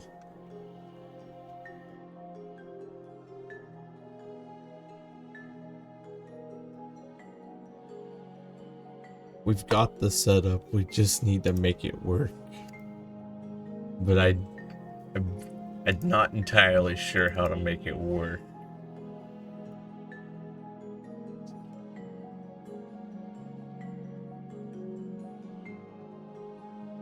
Okay.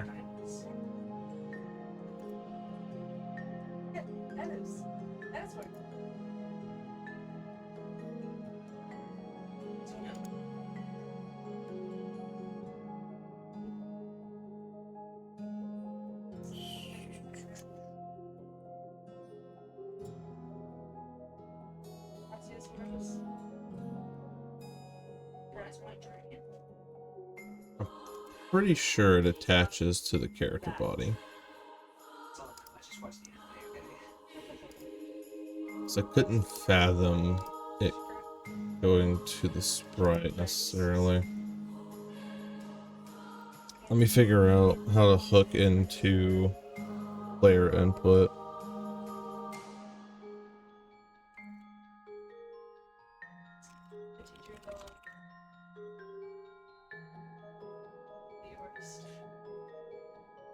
We're gonna grab the Godot documentation.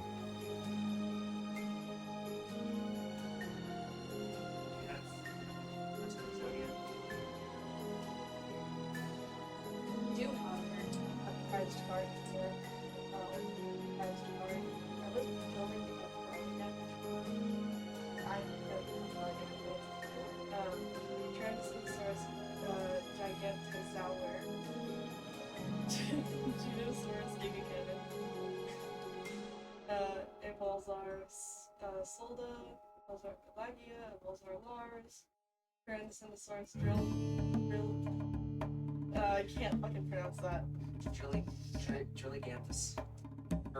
Okay. Tyrannosaurus Glasiosaurus. Dino Wrestler Gigaspinosabate. Popular Dragon This is my combo. We'll just do it in GD script for now. I'll probably move the C# at some point though. Okay.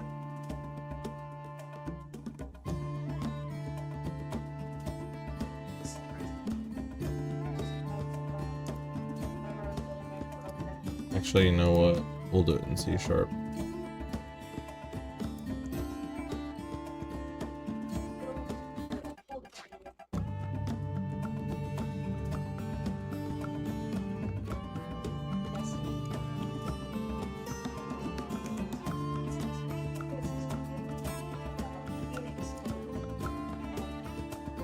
That's funny. What was that 69? Oh, it was you pull the Starlight Rare access code talker. Not access code properties. Oh no, Phoenix Enforcer. Yeah, it was a Starlight Rare Phoenix Enforcer. Used to people speaking if it's not too intrusive. Oh, that's my fiance and a guest that we have over.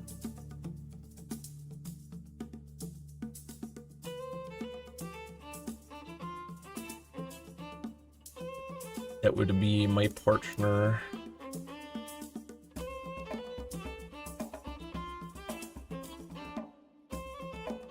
Forgetting the class name.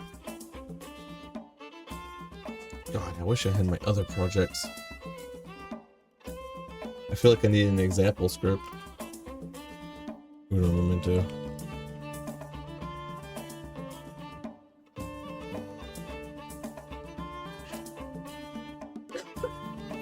More Godot documentation.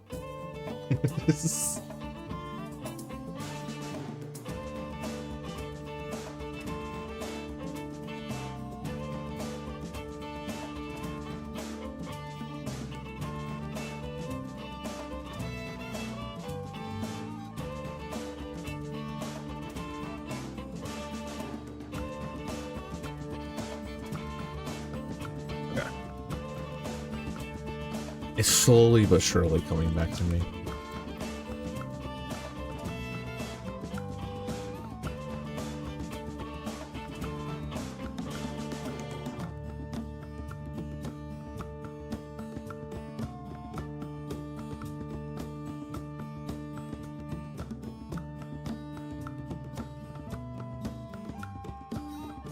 Slowly but surely. So it'd be input X action pressed. Okay.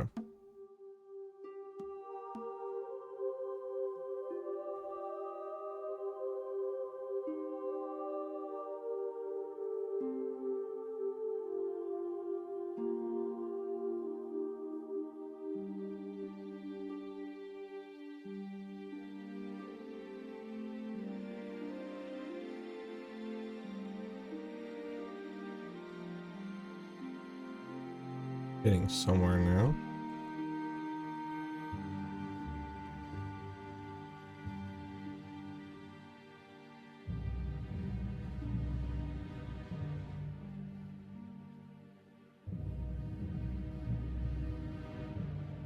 For Pong, it would just be UI up and down, so...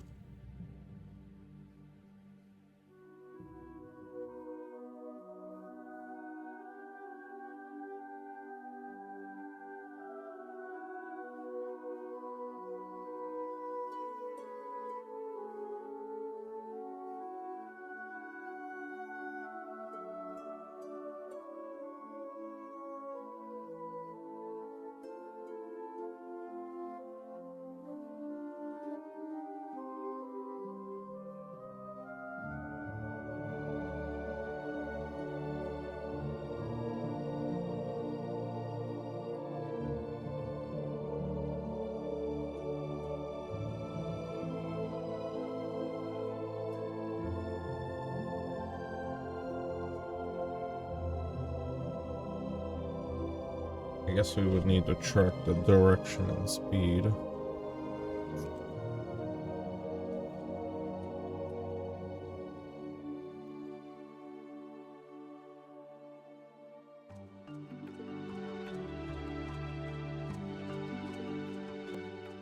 I don't know. We'll just do like 200.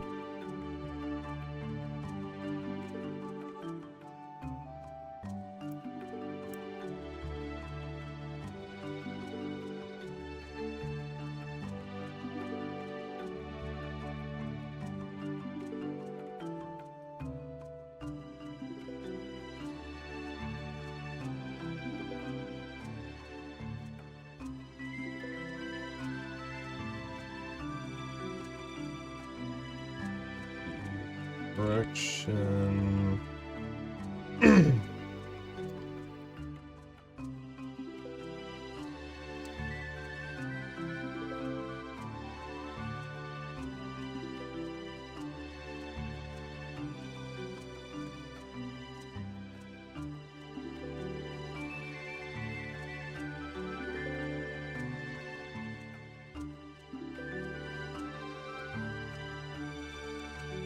Would be -1, right? If it isn't clear, I have no clue what I'm doing. We're just kind of going at it.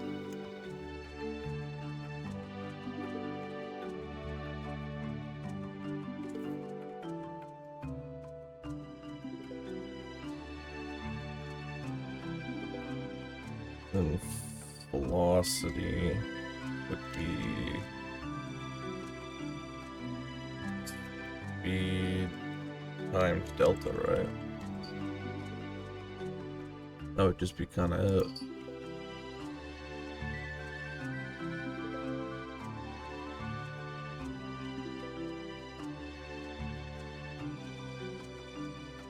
Perhaps that would work. If only. I just realized that I only put this on player 2. Fuck it, we'll just attach it to both. We'll control both players at the same time.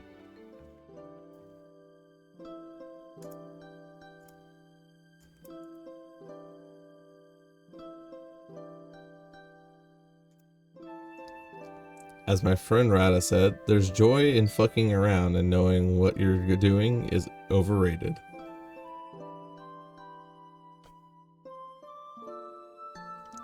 We're just fuck it, we ball right now. That's where we're at. Okay, in an ideal world, no main scene has been defined. Select one. Okay.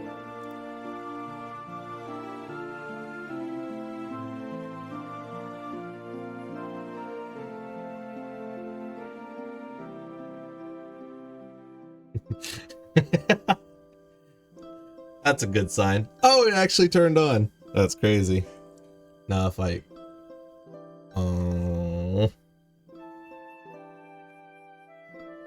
setting property velocity with value of type float.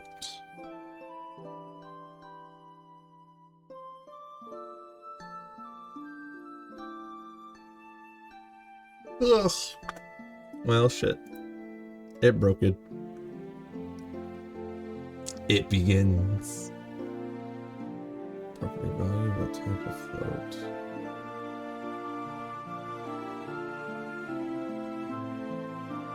I guess we should build a game.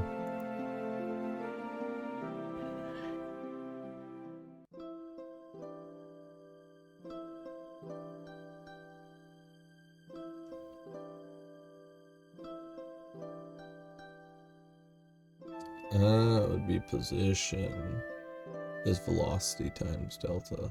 And velocity would be speed times... Well, this is just for rotation.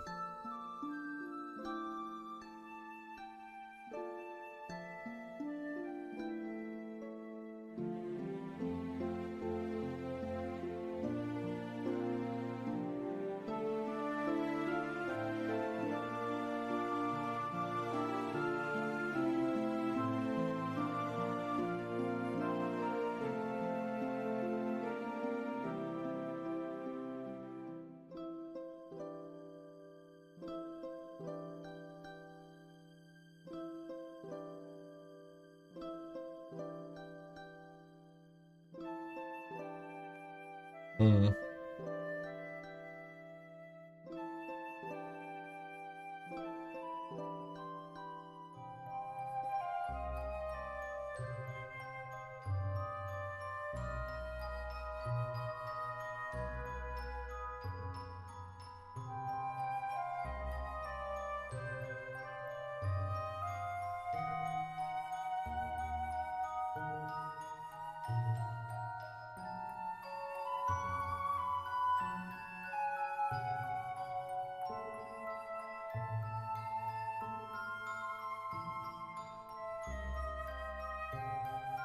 We just nixed the rotated part.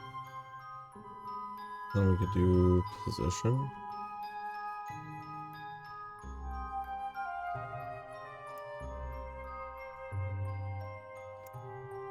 So this will basically just be position.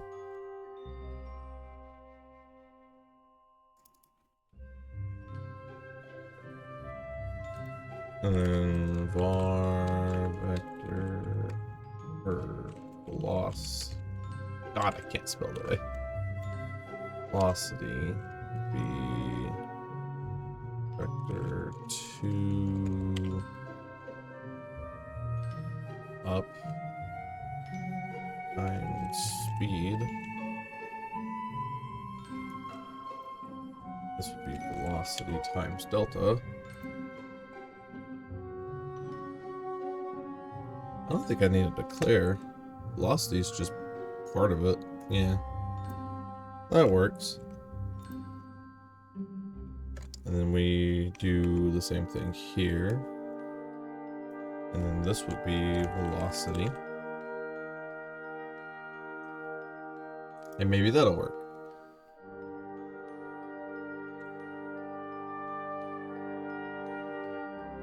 Okay. Well, the game didn't break when I hit the button, so that's new. That's gotta be improvement. The game also doesn't work. So, right.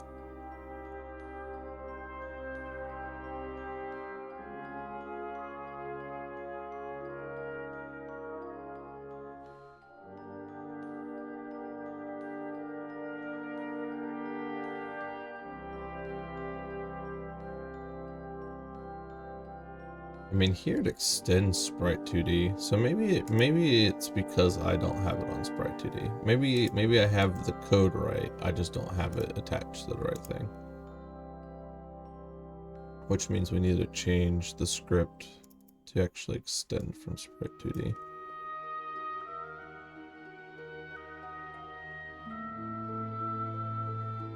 Everything broke. Okay.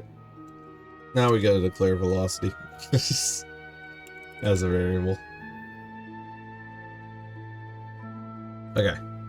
And then I'll just attach it to player 1.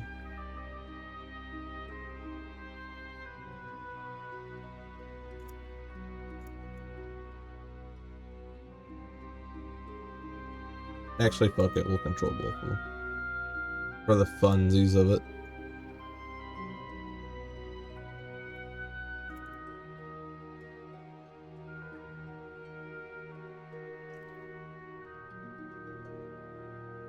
Maybe. Oh.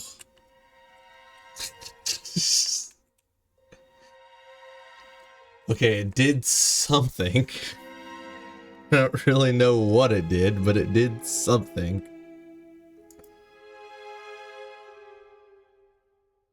The paddles shot through the roof. Maybe speed should be like 10.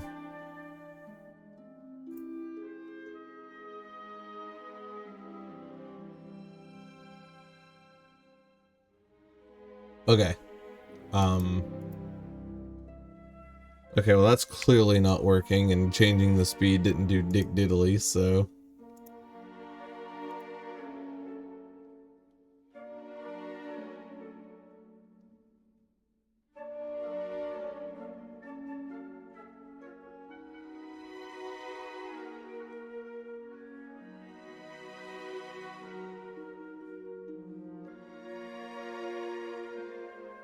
Up unit vector, y is down in 2D, so this vector points negative y. Okay. Oh, they're both up. Maybe that should be down.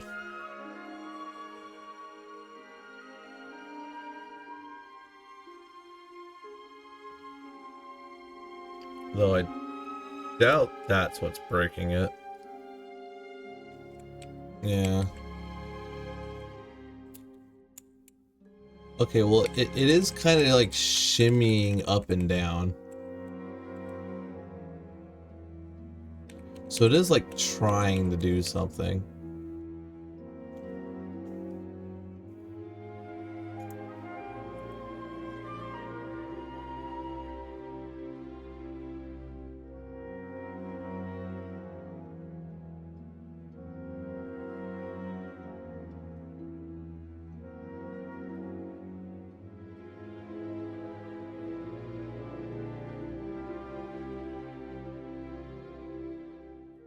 Hmm. Um.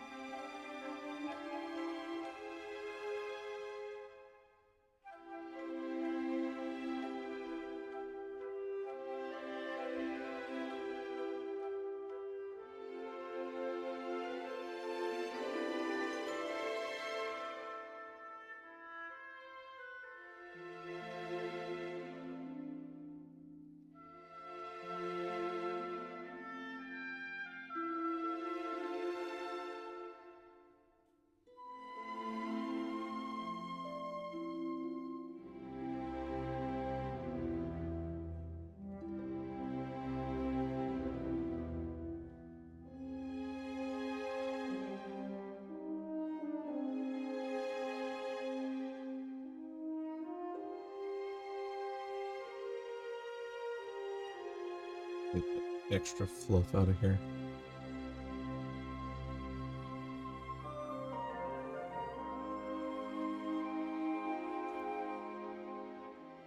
Hmm.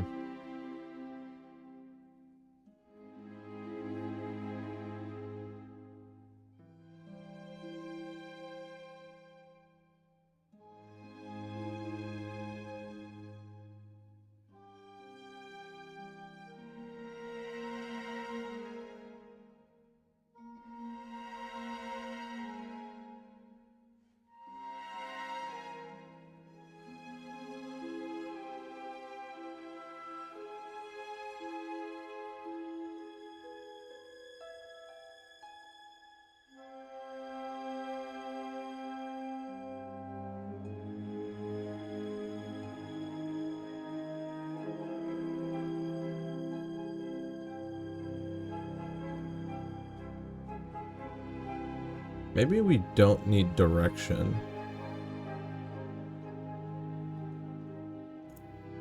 If the vector is doing our work, maybe that's what's busting it.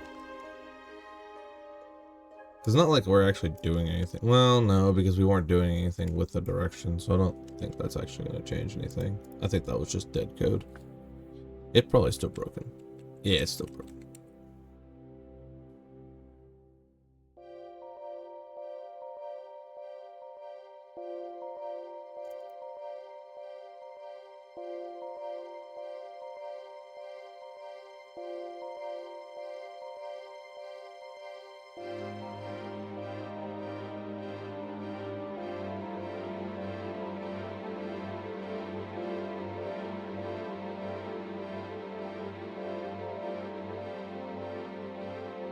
Hmm.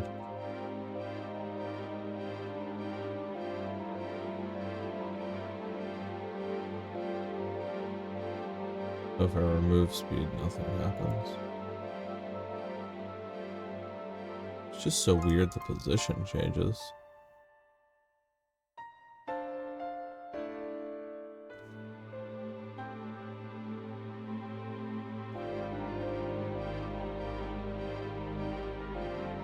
So something is up with the vector, that's for sure. I'm just not sure what.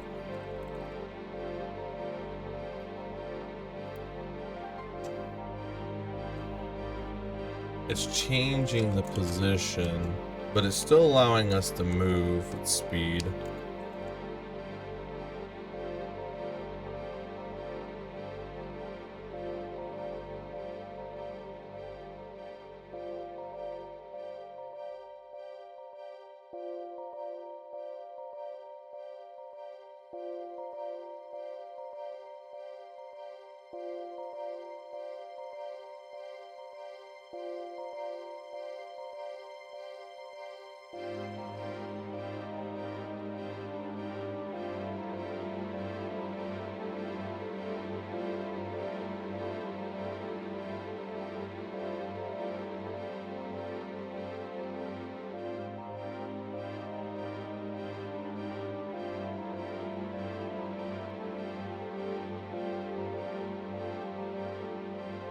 Let's see here.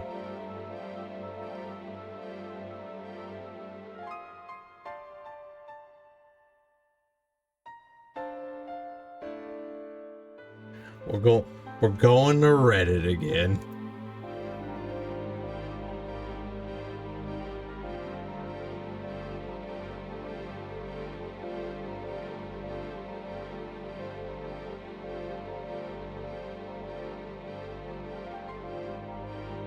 So what I'm seeing here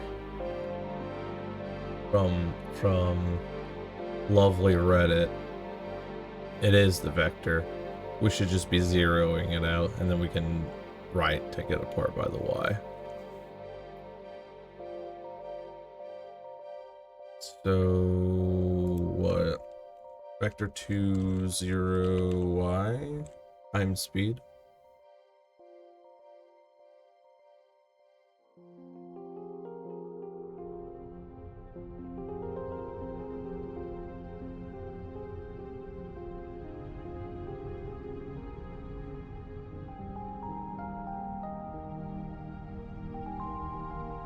And then dependent on what direction we're going, that would need to be negative.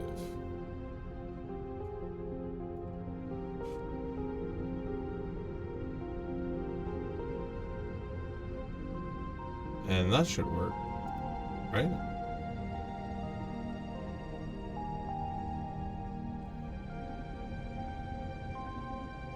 Error property position with type float value.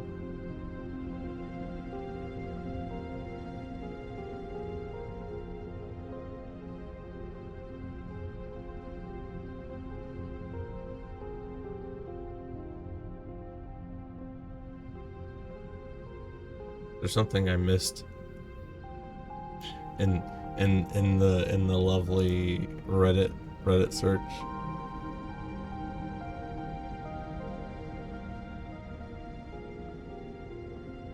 Oh, the velocity is delta. Okay, so we're not changing position. We're just fucking around with the velocity. Okay, so no need for this part.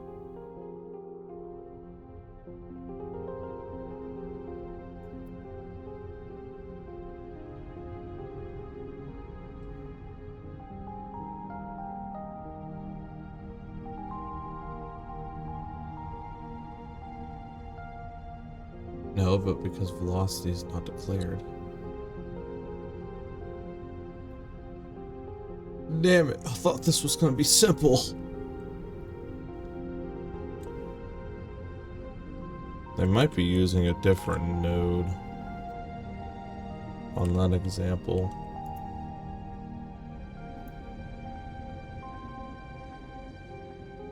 Extends character body 2D. Okay. So that would be the case.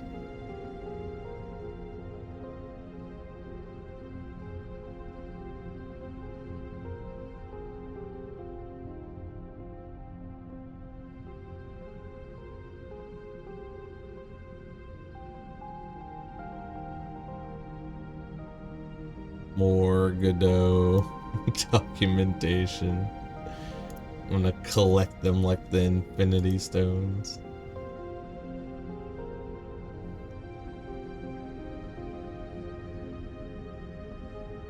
Are we reaching maximum velocity? Potentially. Oh wait, this is a Pong setup. Okay. So this is kind of like exactly what I need.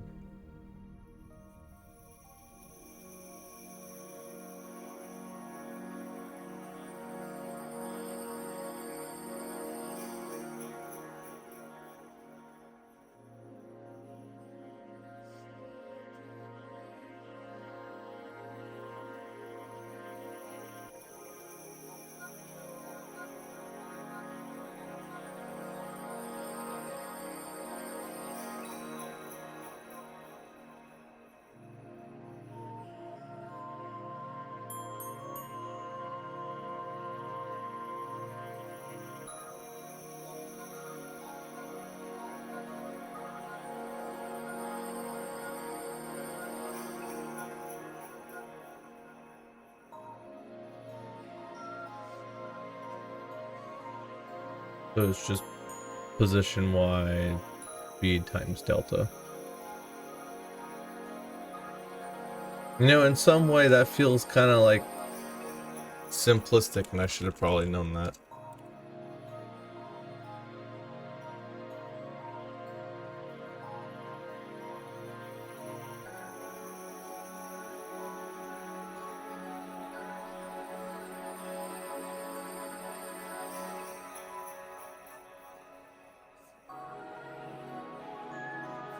So I think I'm missing something here. Ah, negative speed. Okay. I was going to say, because if I do that for both, then it's just going to go in the same direction. Word.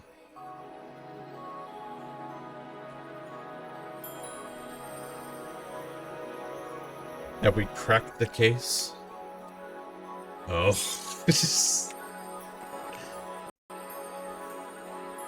it it kind of sort of wants to work. I mean, it's a little better than an instant transporting all the way to the top left corner, so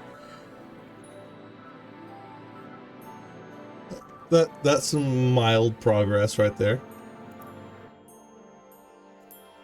We're getting somewhere. It's doing things.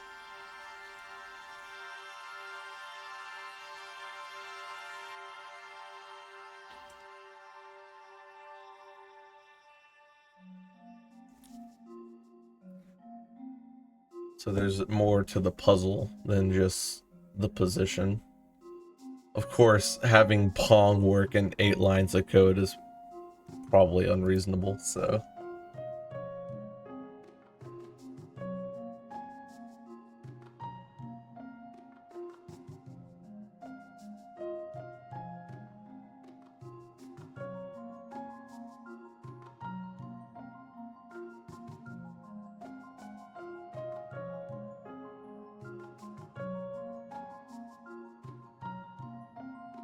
Hey Stardust, we are trying to recreate Pong in Godot. It is... It looks like Pong, however, it does not function like Pong at the current moment. That's what I'm trying to figure out right now. Might I actually take a small 3-minute break to eat something real quick, because I'm dying. Damn, we're already 2 hours in. Fuck. Alright, I'll be back.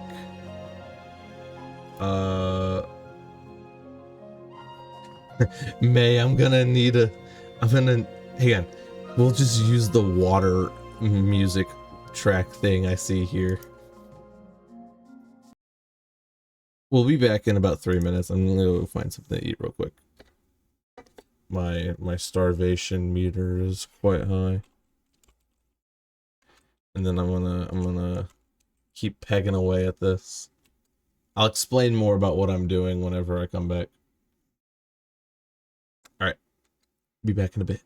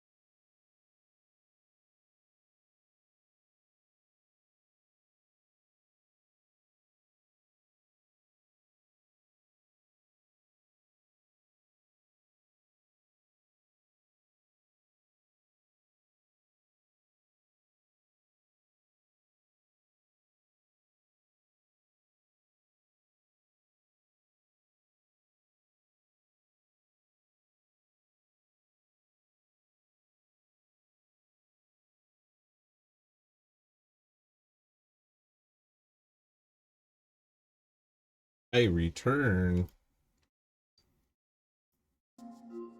Okay. I eat an apple. Apple time.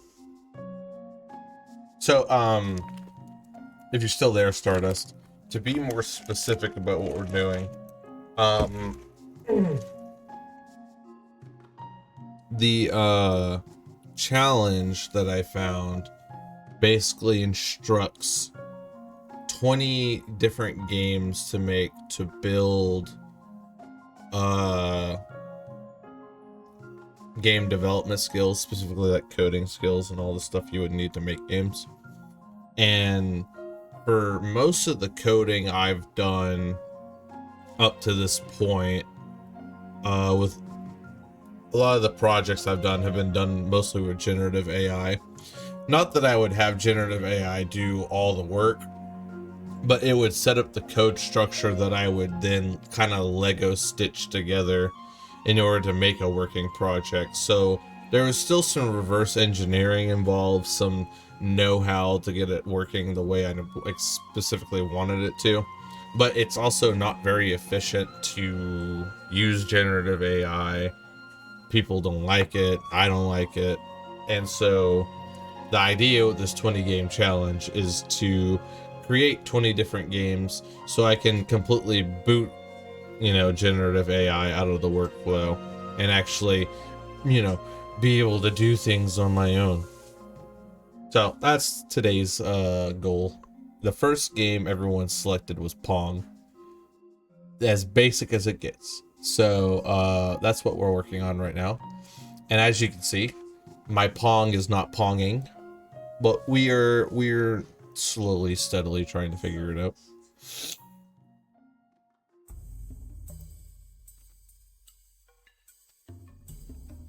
It's just so weird that it gets yoinked all the way to the top of the screen.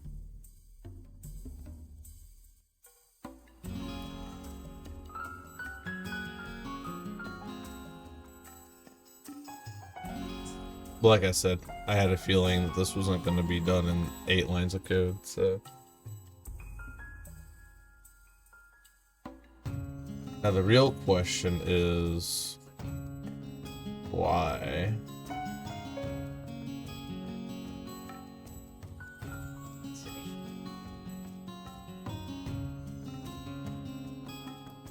You know, it may actually have something to do with the fact that it's just setting it and not adding it. This little change might just fix all of our problems. Oh my god! We're ponging, everyone! It's doing the thing!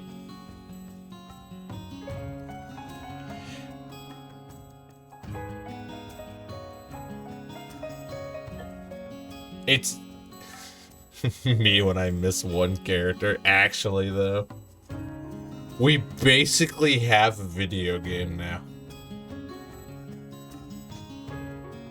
Okay. The next step would be to clamp them in place so they can't go further. No, not ball movement. That's not the next step. As much as I want it to be the next step, it's not the next step. We can't have the paddles going infinitely past the screen. Hello. What? Hey, go. Yeah, we can't have the paddles just going. It would be funny, but it's not... it's not productive. Need to clamp them. Hi. Hi. We're gonna head out, Okay. okay? We'll go thrifting Okay. for antique shops. Have a good day.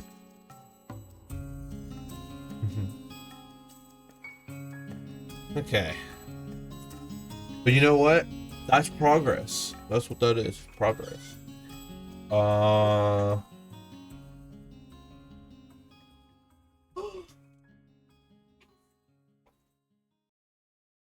Let's see here.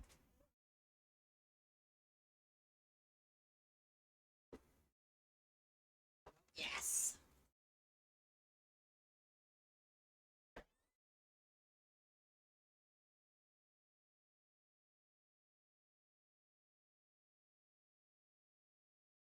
Oh, the I'm so excited. playlist is Oh my God. gone. We're getting water themed now.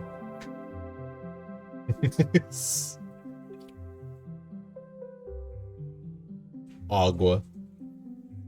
Okay, so all right, back to the drawing board. Oh, my eyeballs. You go away. Okay. Okay. So best way to clamp. I'm not sure this is everything though. Movement values. Oh, it is.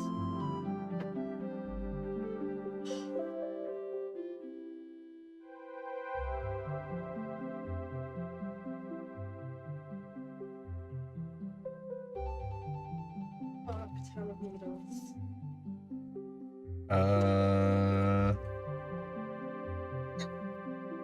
You know, this page would have been infinitely more better than the one I had earlier. I can't exactly call myself a master of programming. I literally learned the majority of my knowledge through Scratch, but I have some experience with other things like Java and C++ for modding. Well, I mean, like, that's how most people learn, is they just learn from scratch. I mean, okay, I can't say that because that's not how I learned. I learned through the educational system. I started programming in college, but, that was like really basic Python, and I didn't really do a whole lot in that class, so like, most of the programming I've done is from just mostly Terraria modding, to be honest. Getting like the foundational stuff of how C# works, how classes work, how you can split up those classes, combine them in files and all that stuff. Terraria modding peak. Here, if you want to take a look at what I've been able to do with the assistance of generative AI, I'll post the GitHub. Because it's comparable. It actually like works and, you know, functions and is more complex than just telling the AI to, hey, make a video game for me. But the goal is to be able to do all that without it. But if you want to see what I've done Terraria modding wise, I've got you.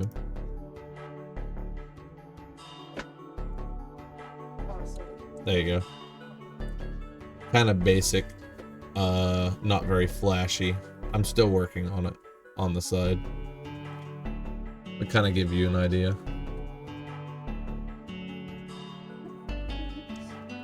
Now, as for this,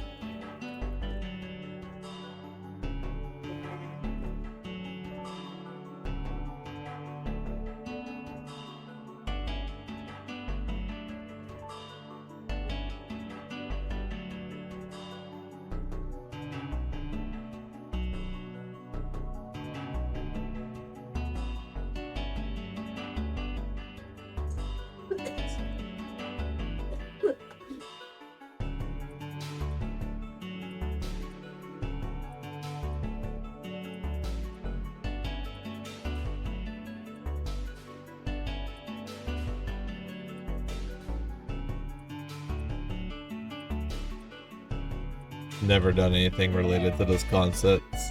We've just been adding items I think could be cool. Yeah, like I said, I do system design. That's my specialty. While I do require the help of or hopefully after this challenge I won't, but while I've required the help of generative AI to do coding, I take a lot of pride in the fact that I can do the system design, at least on paper, all by myself.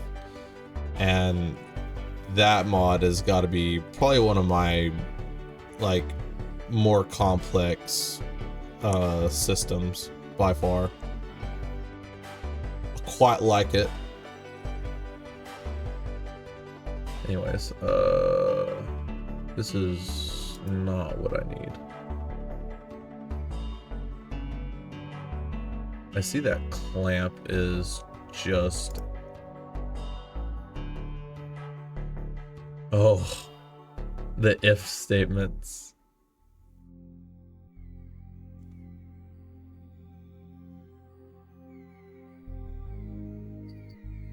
Okay, so clamp appears to be just a method that we can call. And its arguments is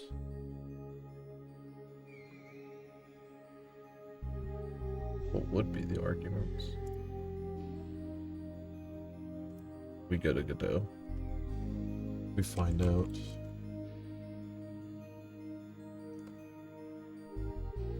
Clamp is the value min and max. Okay.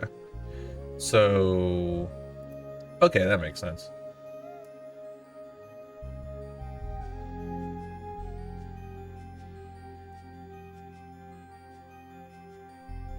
So we would call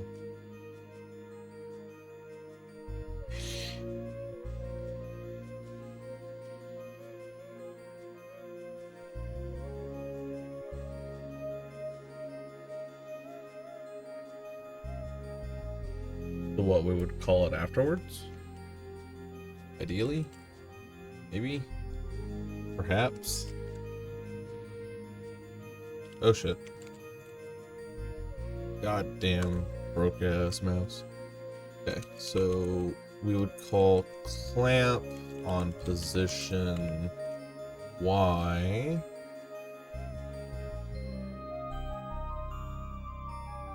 And then I would have to figure out what positions I'd need to clamp it up.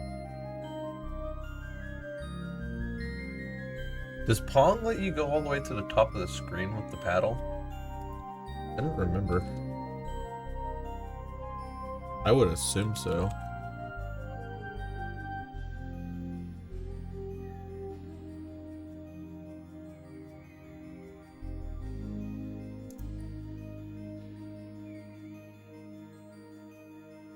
Yeah, I think it does.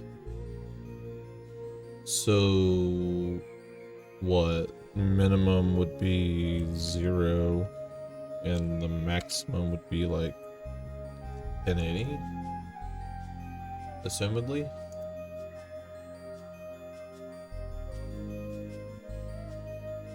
And then we would call the exact same thing down here, and that should work, right?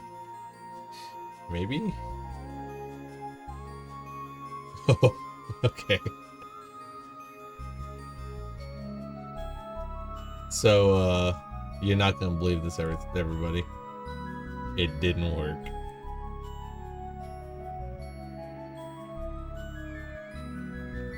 Right. My time with Scratch taught me some ridiculous things, mainly because I used it for things more advanced than intended. Do you need to account for the size of the paddle? Probably, but at the moment, I'm just trying to see if I can get it to stop at all, which it appears to not want to do that.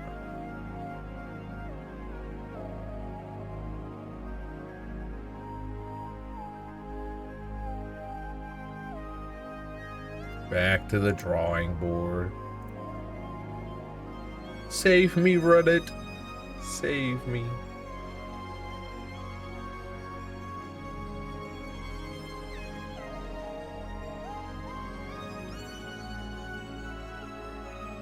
This is for velocity, so I don't know if it works the same way with position.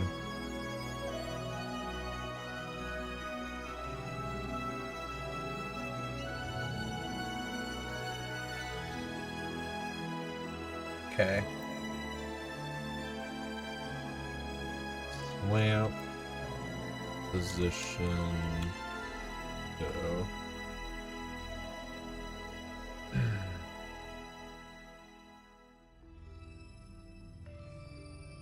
Should those clamps be inside the process function? Inside the if statements, I mean, I don't see why not, because the only time that you would ever need to clamp the position is when it's moving. It's not like there's ever going to be a point where some other function moves the paddles. I mean, it's Pong, so there's only 2 buttons that call the movement, and that would be up and down, so I can't see a reason why you would need to clamp it otherwise.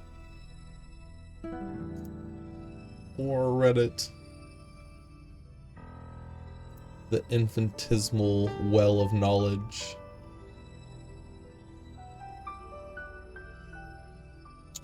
Ah, okay. So we can call the screen size 0. Maybe, well, see, I don't know if that would work though, because I put 0 and it still didn't stop, no matter what direction I went.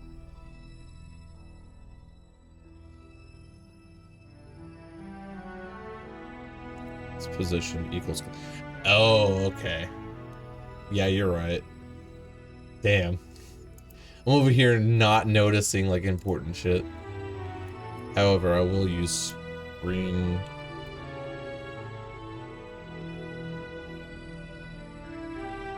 Man, I already forgot. Screen size. That's what it is. I got the memory of a goldfish.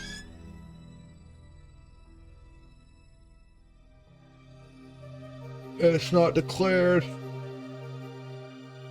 So, right, okay. That's... Oh, get viewport rect. Okay, size. That makes a bit more sense.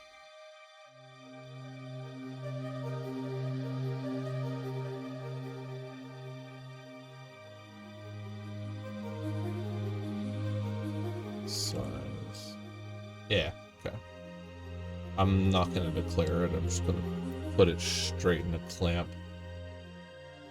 Like a fucking barbarian.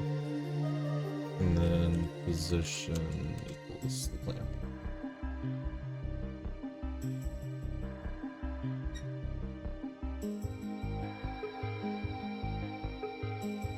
Or well, it'd be position y equals clamp. At least it should.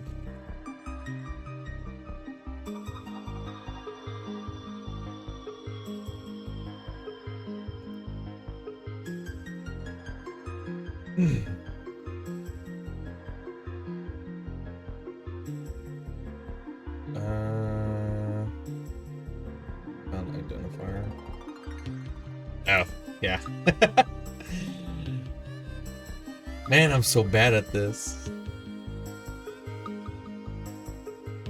Controversial opinion, but Donkey Kong Country OST has no reason to go this hard. It is pretty fire. Okay, now we gotta worry about the size of the paddle, but it does stop. So we're getting somewhere. It is doing the thing we need it to do.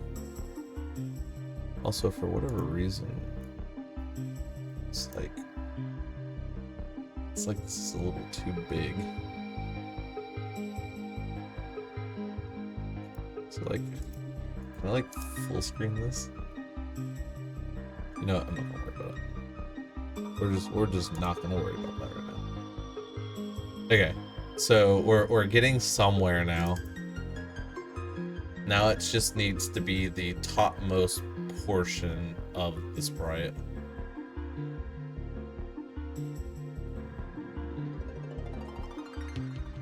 So how would we go about doing that, I wonder?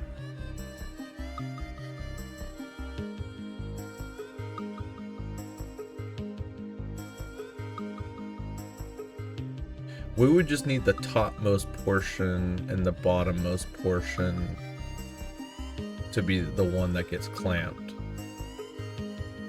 Because the position doesn't matter as far as like speed and delta.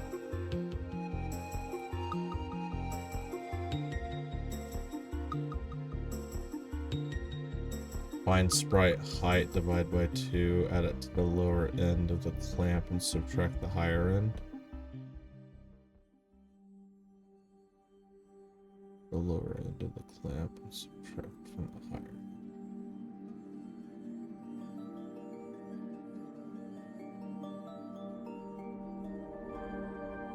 Oh, I see what you mean. So the maximum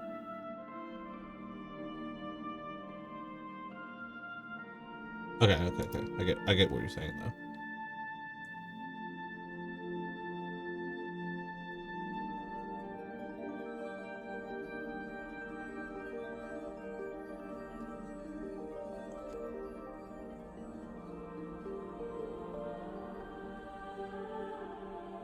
Now I just need to find the height of the sprite. To Google. Yeah, here Reddit. To sprite 2D height. Forget height now. Get sprite 2D height.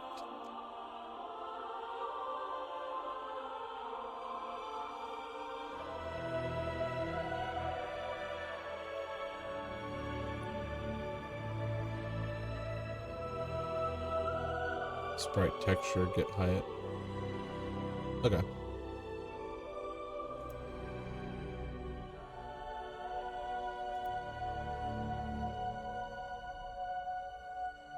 For height equals sprite texture height.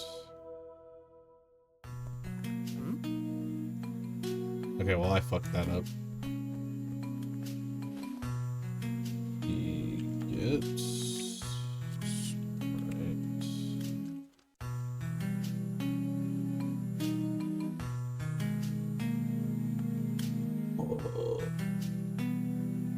Oh, it's a good height.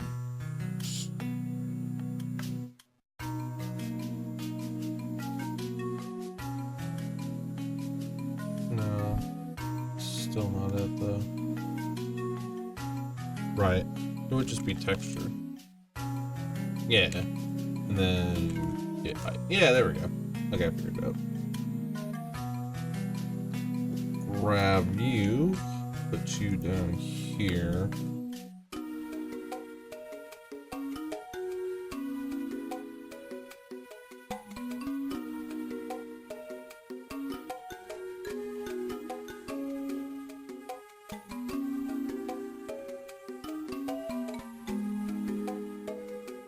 And then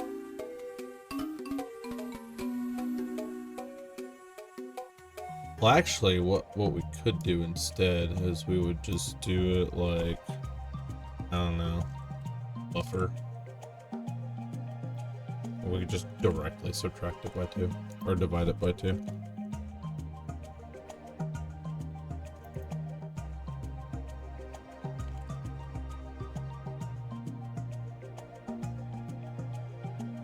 And then we can just add the buffer there.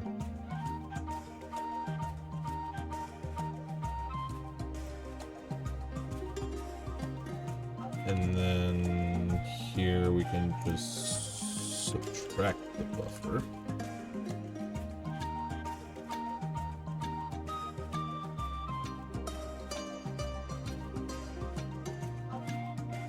We're cooking.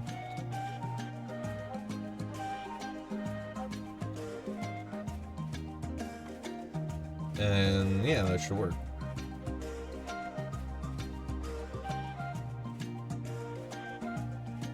Oh, it does the thing. It's beautiful. It works. It's gonna go a little bit past the bottom of the screen because the viewport's kind of janky, but it works. Oh my goodness.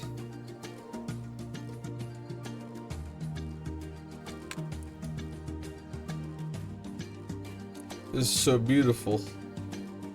It, the paddles honestly could be a little faster, but otherwise it's great.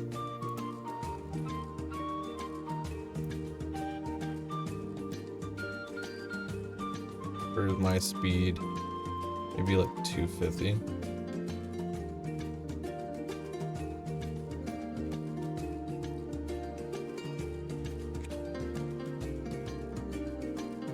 I don't want them too fast. We don't want the game to be too easy. I think 250 is pretty solid. Balancing, am I right? Okay. The paddles actually do what they're supposed to do. That's crazy. Now we gotta do the ball. The ball. Right. 2D.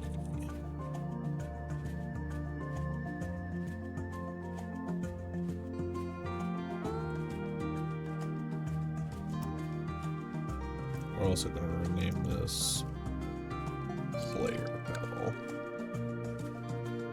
Go over here. Detach script. Detach script.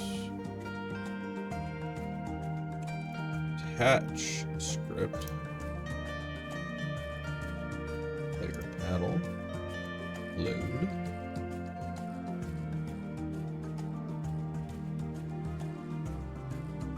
Ball won't be too horribly bad, but I imagine clamping won't work exactly. No need to clamp. That is what our little barricade of area 2Ds are for. So the idea is simple. If it tries to enter the wall top or wall bottom area 2Ds, then we just reverse the direction or trajectory of the ball, right? And then if it enters the goal area 2D, or the goal area 2Ds, then we just delete the ball and do whatever we need to do to increase the points. Yeah. Getting the ball to stay within the arena and increase points and such, that's the easy part. The hard part is getting it to move. to actually like do things. In my time with Scratch, I had to code collision systems myself. No, we live in an advanced time, Stardust. We have collision signals we can use, and these I'm actually a little bit more familiar with, so I'm hoping that part will be a bit easier. We live in a very advanced time these days. No need to worry about that kind of stuff. So, speed. I don't know, 300, some placeholder, some placeholder number. Me when I forget the identifier. I'm an unk. Look, I'm not gonna deny the fact that I'm just happen to be privileged in doing game dev during modern day. Imagine the people who had to program that shit back in the 70s.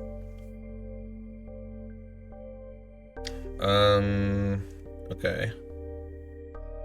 So for the ball, we'll need speed, probably a velocity, which we'll just do vector 2, 0. And then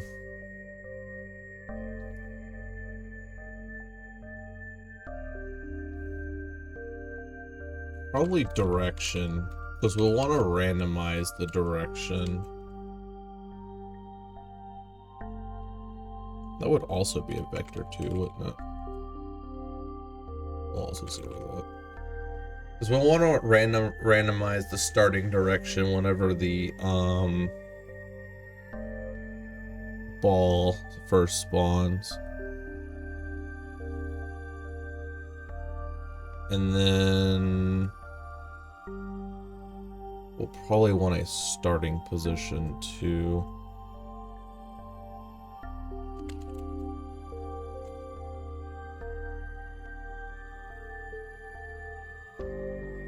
Actually, that'll be static.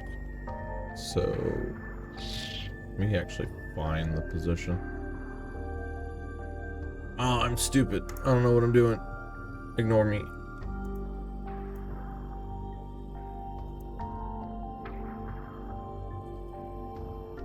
.960 by 540.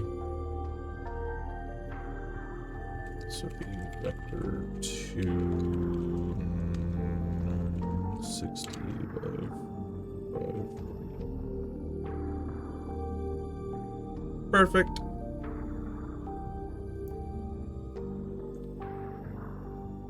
So we have a start position, direction that we can hopefully randomize. I'm not entirely sure how we're going to do that. Velocity, speed. Yeah.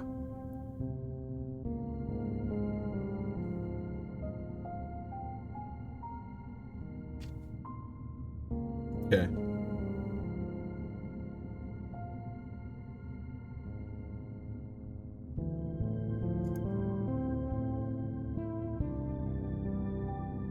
Let's see if we can just get her moving first.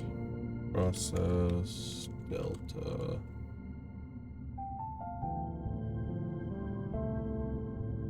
We'll need to randomize the direction it's going to choose from its start position.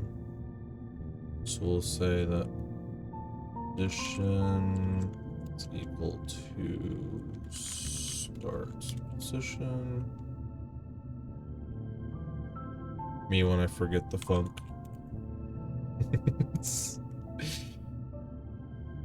So position will always start in start position, and then we'll say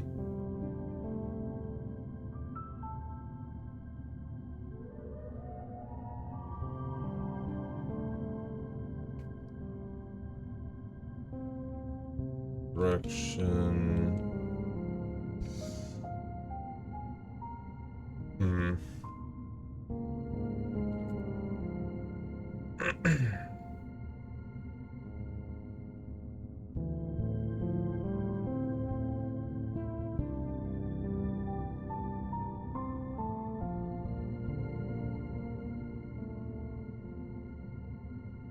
We would just randomize from the negative version of the screen width X and then just normal screen width, and they'll do the same for Y. Because we're just picking a point randomly on the screen pretty much. And then the velocity would match afterwards, ideally.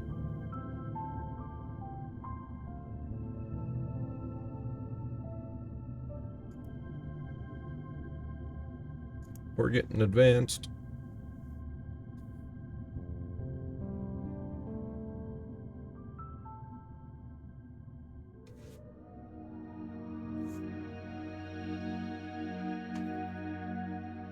So it would be vector 2.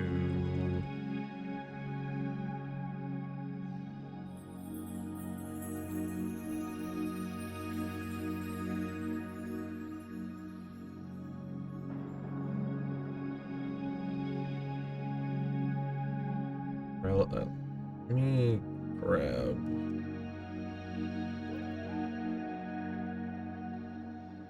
you. I require you.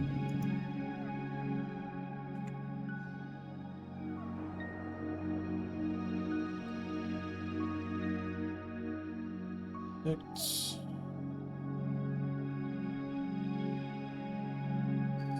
Oh, this is about to get lengthy.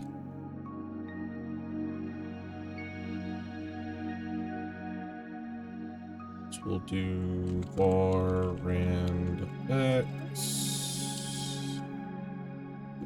Nope. Var rand a. And then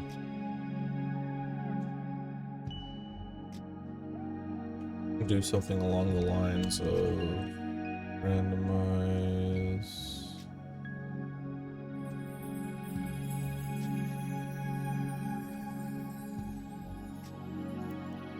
Like random float in range, maybe?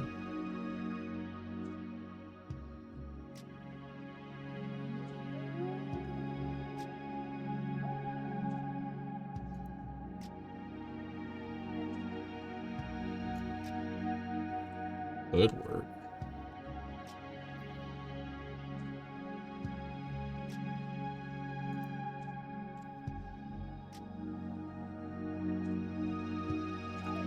Like the negative value and then just the regular.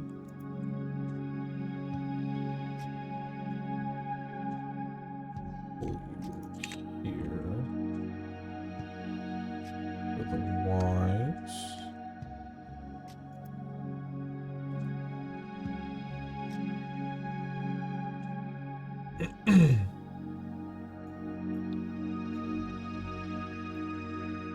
And this would just be rand x. Rand y. And this should work. Ideally. Is that Klonoa music? My heart. My beloved. Based playlist. Oh, the wave of nostalgia just punched me in the face. It was almost disorienting. Klonoa, my beloved. Okay. So we got ideally a randomized direction. And then we would have to start moving in that direction.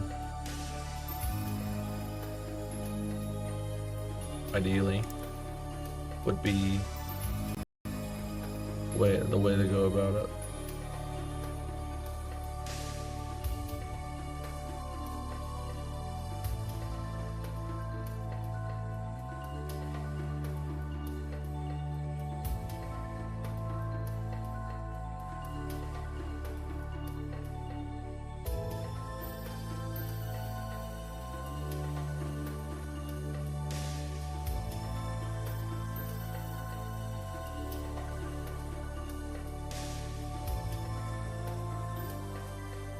So it would be what position?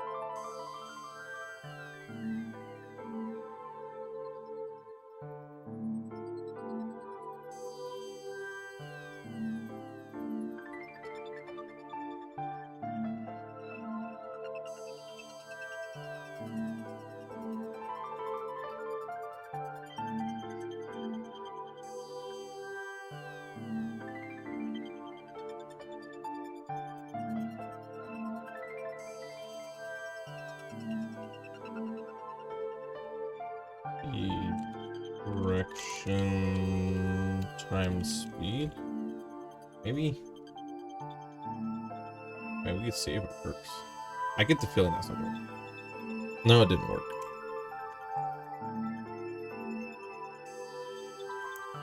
Doesn't feel right.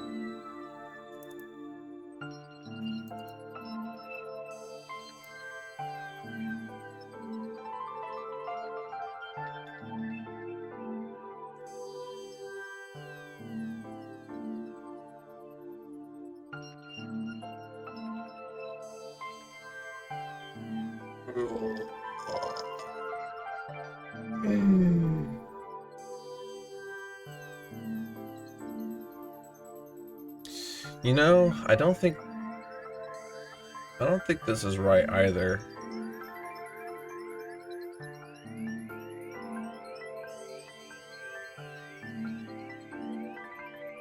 Because I think it would just be 0 that we would be randomizing against.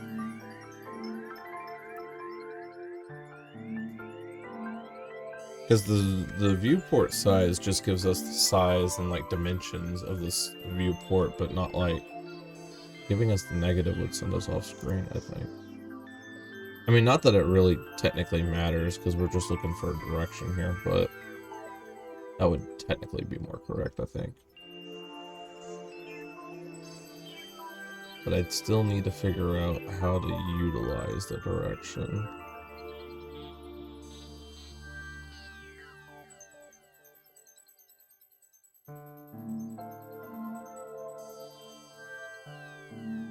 It would just...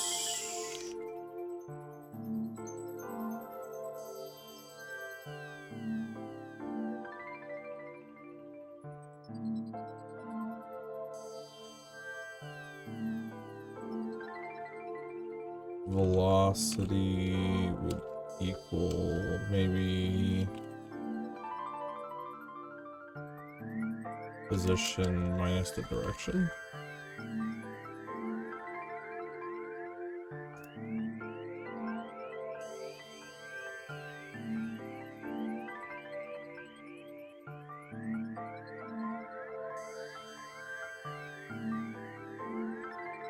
Yeah, that should work. And then we would do...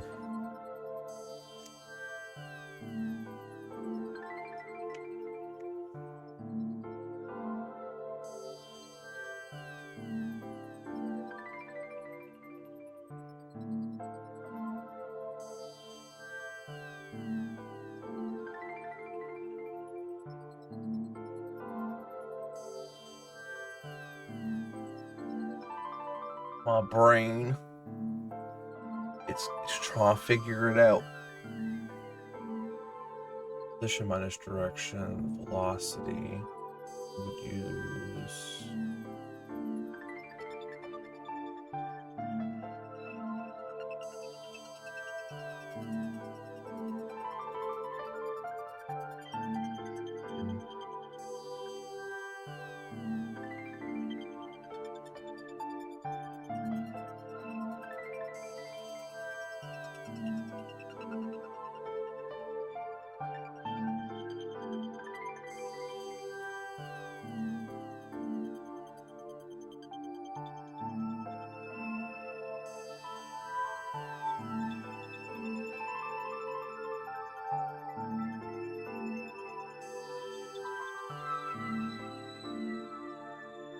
You know, I just realized it doesn't matter how correct I make this, because this is just going to constantly reset it.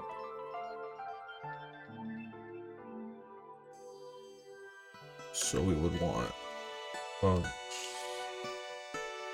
init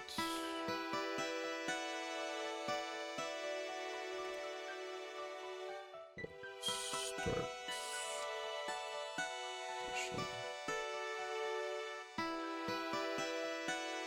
That should fix it.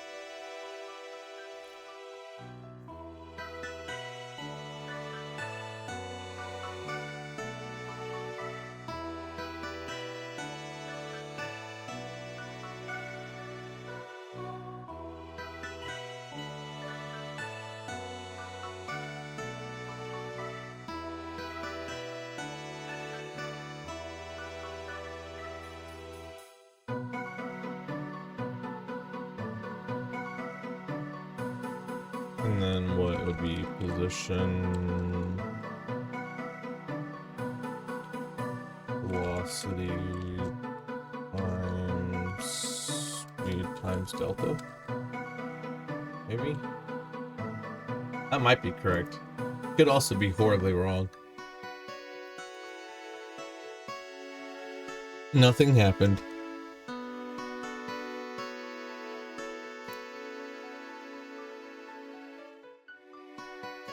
Oh, well, you know, nothing's gonna happen if I don't put the script on there.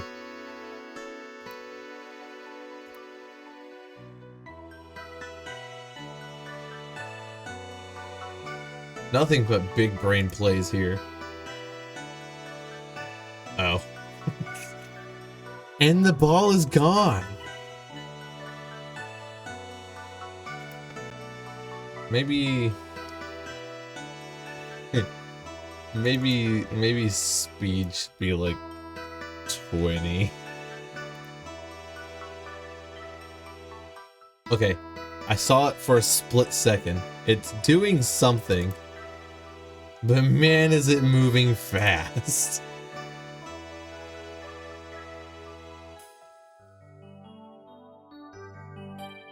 Okay, we're gonna set speed to like fucking 2.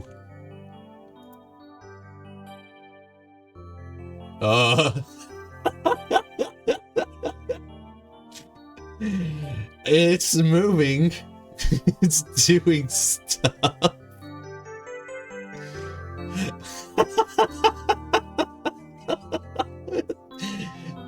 It's tweaking.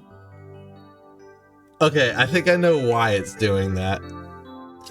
Yeah, applying random every frame. It needs to also go in initial. That's awesome. I want to see someone play that version of Pong. Right, you also need to go here.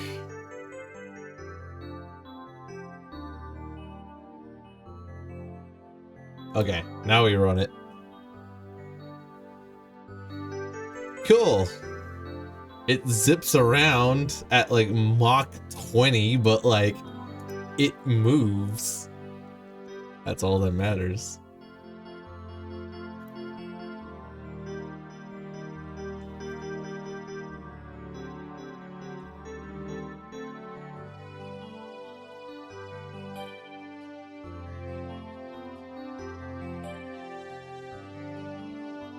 So we're definitely fucking up the velocity thing here. Like, okay. So velocity is as it should be. It is pointing us in the right direction, but something's definitely wrong here. Maybe delta doesn't need to even be part of it. Maybe just multiply it by speed.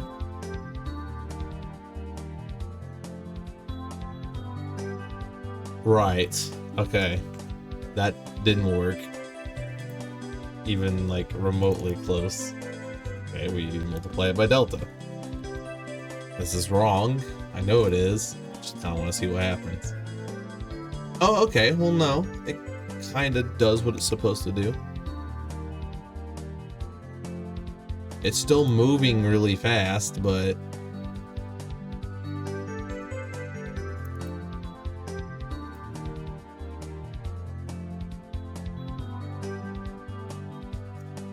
What if we just do velocity? Right. Right.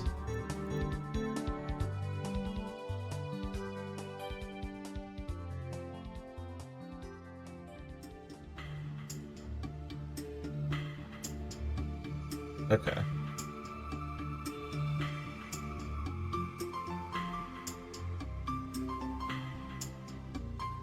So we got the correct velocity. We just need to figure out how to apply that to position. I feel like it's a very, very, very simple thing that I'm glossing over here. How to apply velocity to position.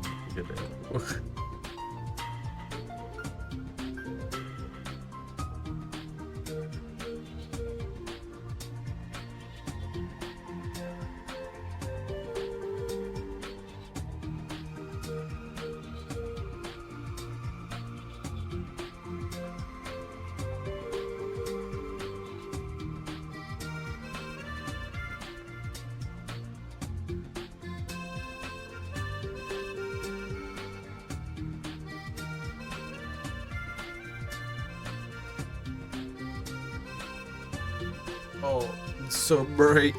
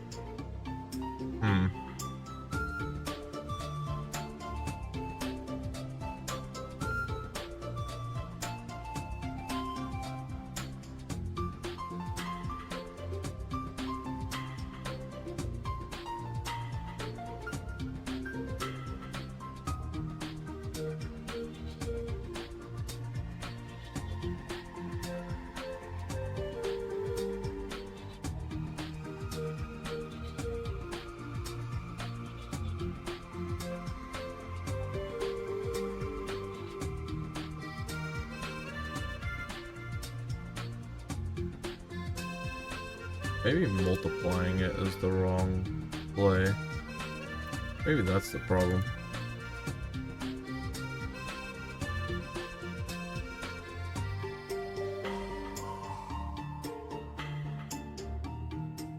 Oh, right. That's not gonna work.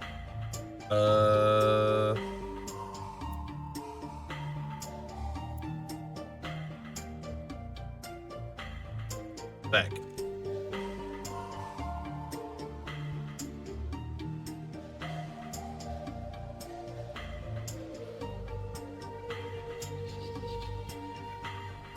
I mean, multiplying it by delta kind of worked.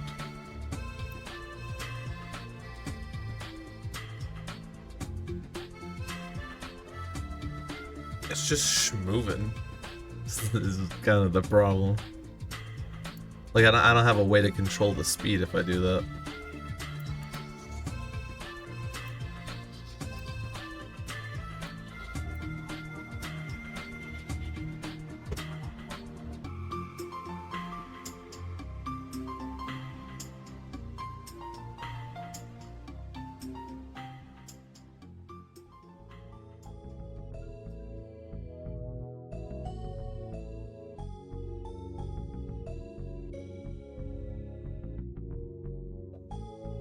And I can pick it apart technically, so if I do position X and velocity X, then I can add speed.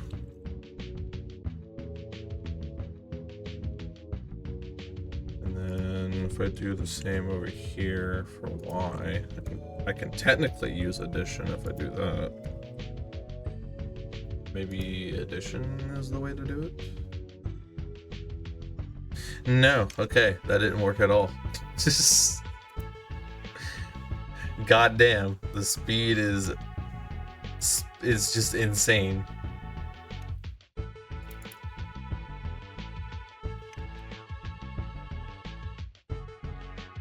Okay. I now see that speed is just going to have to be like gonna have to be like 0.5 or something, because holy fucking shit. Okay, I got to see the ball slightly. So we're getting to where speed needs to be. Let me just say, you know, 0.05 maybe. Okay, we're getting there.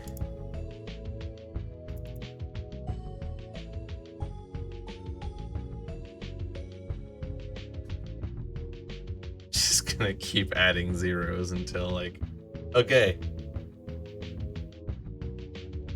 May I ask why delta isn't being used? I don't have a good answer for you, Stardust.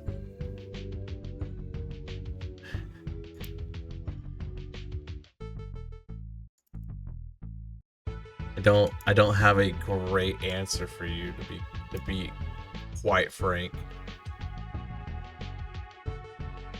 I guess the truth would be that I'm not sure how to factor delta into the equation without absolutely blasting the ball into the stratosphere.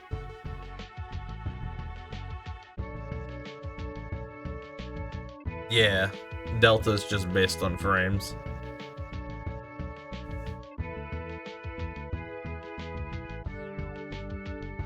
Let's see, speed was originally 300.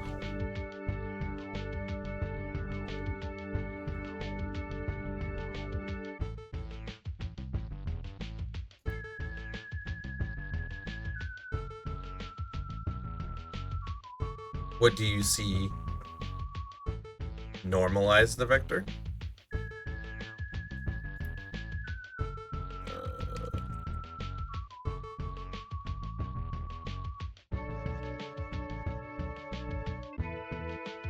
Like this?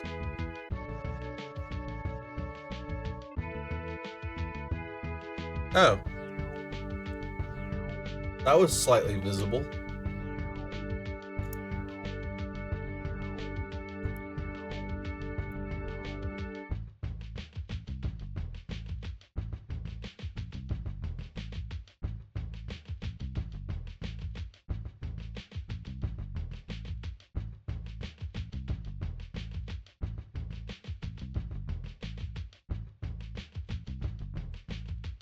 Eventually we'll get the math down.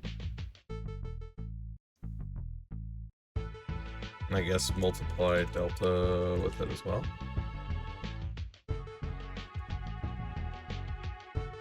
The vector beforehand was a random range between 0 and the viewport size, no? Yeah, it was.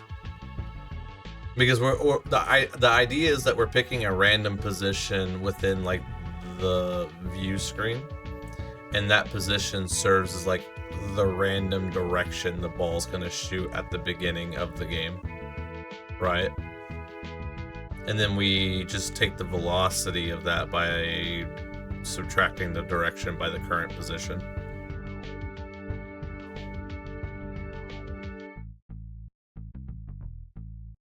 I don't see why it wouldn't work. I mean, it is shooting in a random... Well, I mean, it's constantly shooting this way, but... It was initially working. Yeah, it does always go down to the right. But it was working,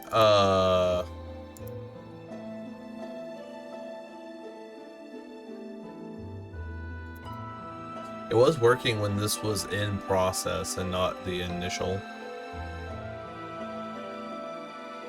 Which is interesting, to say the least. So I take this, right, and then I put it back down here, and then run it. It will attempt to go in different directions.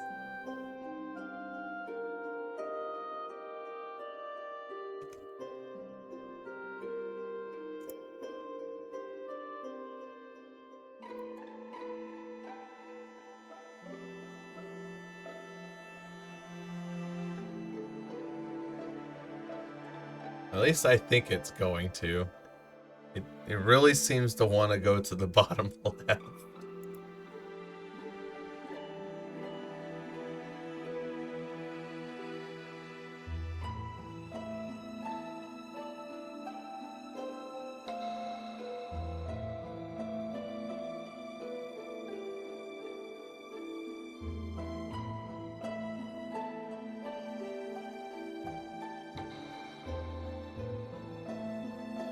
See, it's going somewhere else. It technically works.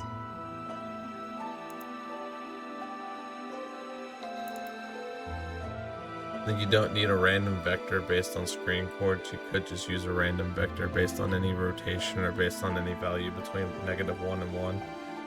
Yeah, that's fair.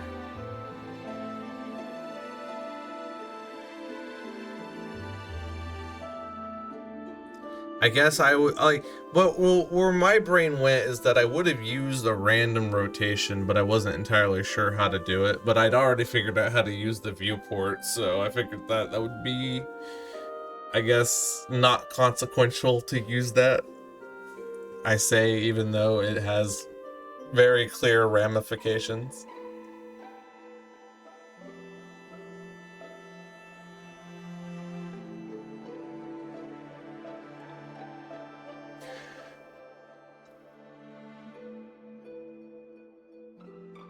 Oh, I see what you mean. Yeah, you're right. Which is why it only goes to one quadrant. Fuck. Okay, so we'll have to use rotation. It has now become a necessity.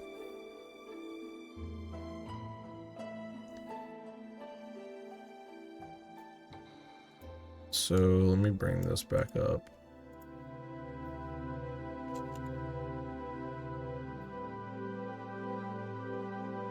Then we can get rid of this.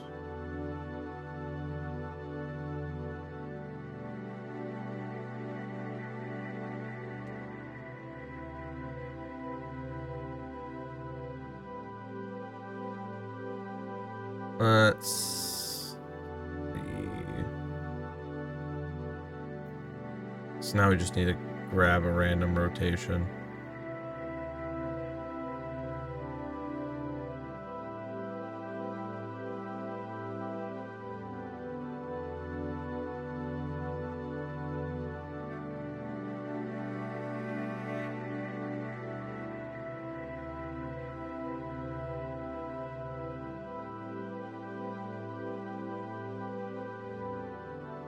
Fair enough.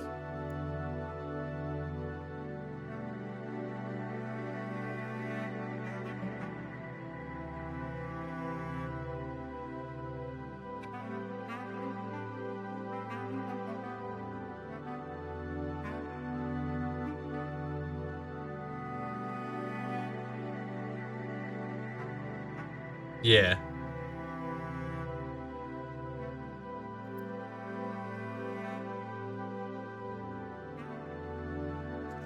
Still went to the bottom right.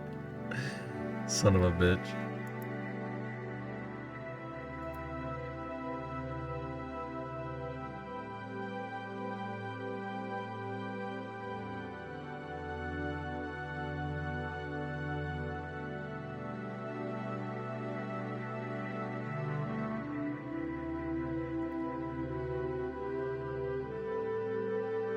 Yeah, no, that's not too good.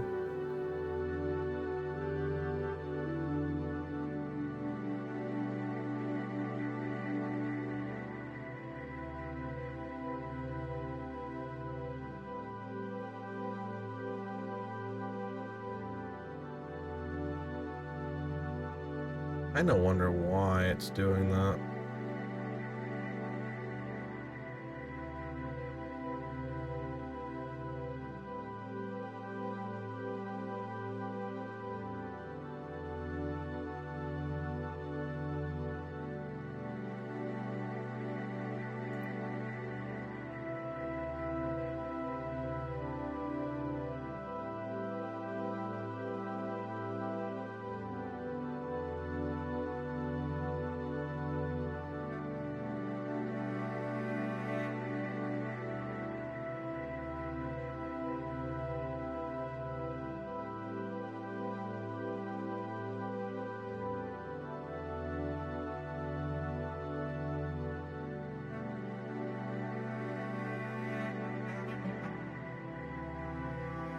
Velocity equals position minus... I guess it doesn't need to be set every time now.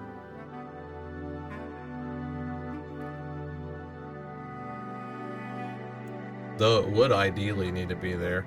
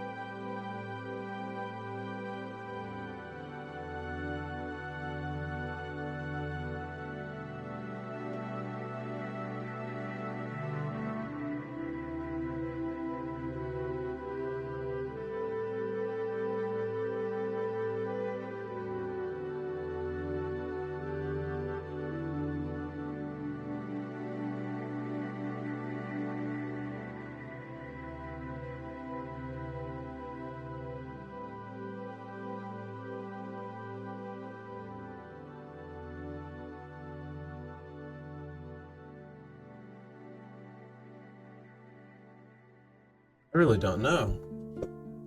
It should, for all intents and purposes, work. I don't get it. I just don't understand.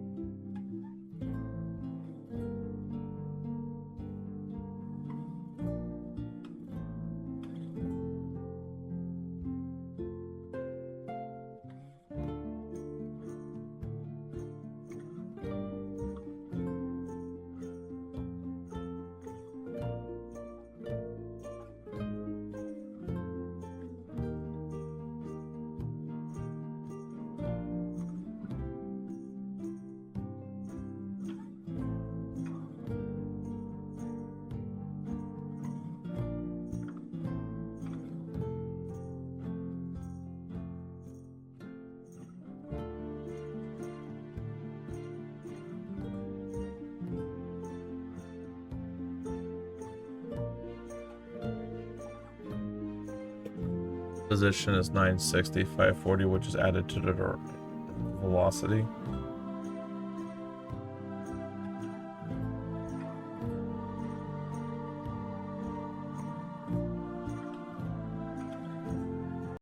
direction normalized?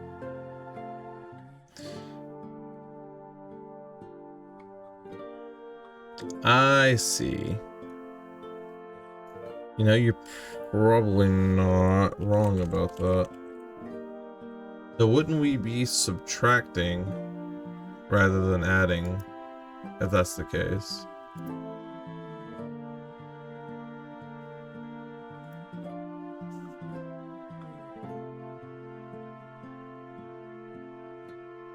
I suppose not.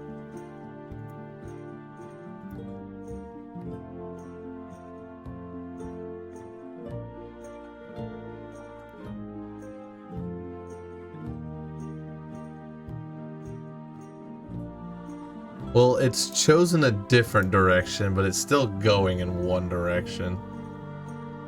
Kinda, sorta.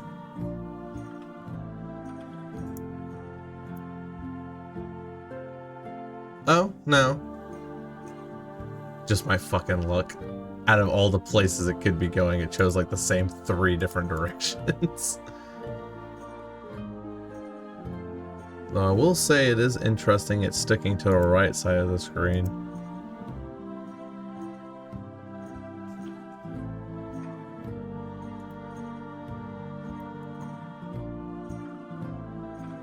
Oh, there it goes. No, we're just horribly unlucky is what it is. This fucking bitch-ass ball.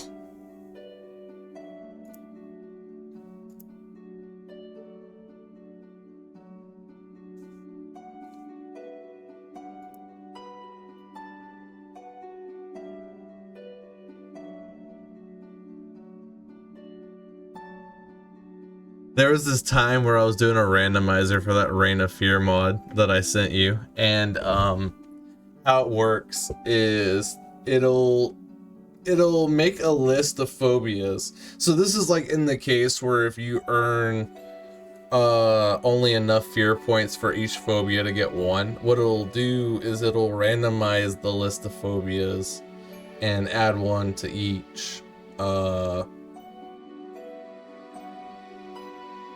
or rather, in a scenario where you have less fear points than you have phobias that are like applicable in the scenario that you're in, what it'll do is it'll take 1 fear point and spread them out between phobias, and then like exclude certain phobias or something along those lines.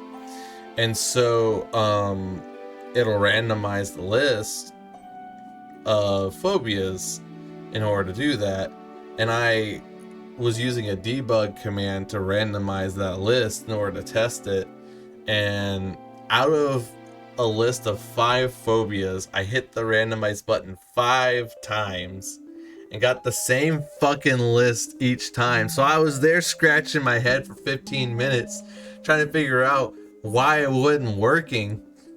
No, it actually was working. It changed the 6th time. I just hit a 1 in 100,000 chance to re-roll the same fucking list like 5 times in a row. And I'm just like, that's just my luck. Get the best possible luck possible, only if it impedes my progress with my projects. So, that makes a lot of sense. I appreciate this game for doing that. Anyways, the ball moves. Not only does it moves randomly. Ooh. We're about 3.5 hours in. We're kind of deep into the stream, but I think we got pretty much like 75% of Pong working, which is great. Man, I'm bad at math. And getting things to move, but that's the learning experience, and we can proudly say this Pong hasn't been touched by AI. That's a dub. So I think I'm gonna call the stream there. We'll come back to this at some point, continue on our game challenge adventure. Yeah. GG. I think it'll get easier from here, because now the only thing that we have to program, because honestly, this movement, that's like all the ball needs to do. Otherwise, it's just signals that change the direction slightly whenever it hits something, and then I'll have to make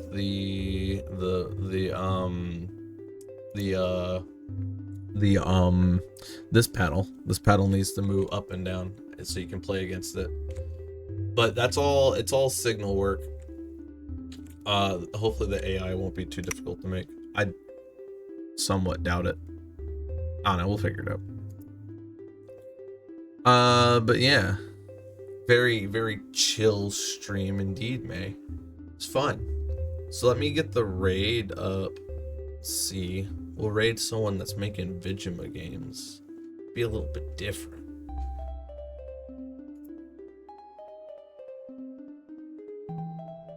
MMO game dev working on combat. Sounds like the kind of person to raid. Let's get him good. Let's get him good. Alright, everybody. I'll catch you later. Let me check what's on my schedule.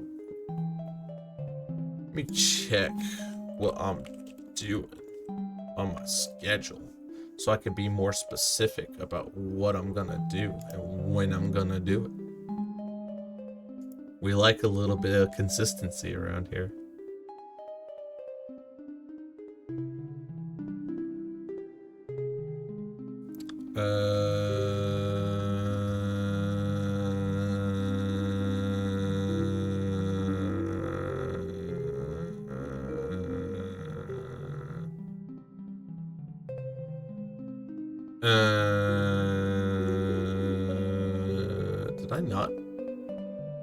Did I not schedule another stream this week?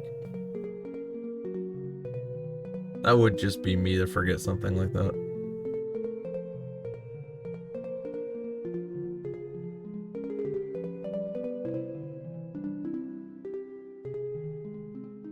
I've got to be blind.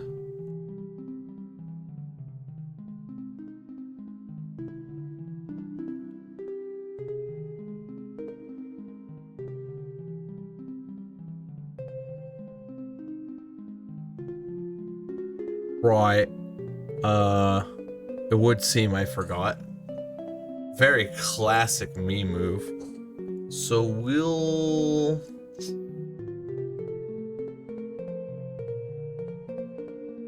say Friday.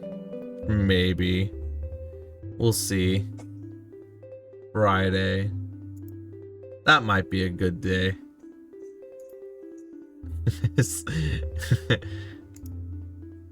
Yeah, yeah, we'll just say Friday, maybe Ultra Kill, maybe something more chill, like variety gaming. We'll see. We'll see. Anyways, I'll see y'all later. Let me get the raid going. Bye bye, everybody. Bye bye.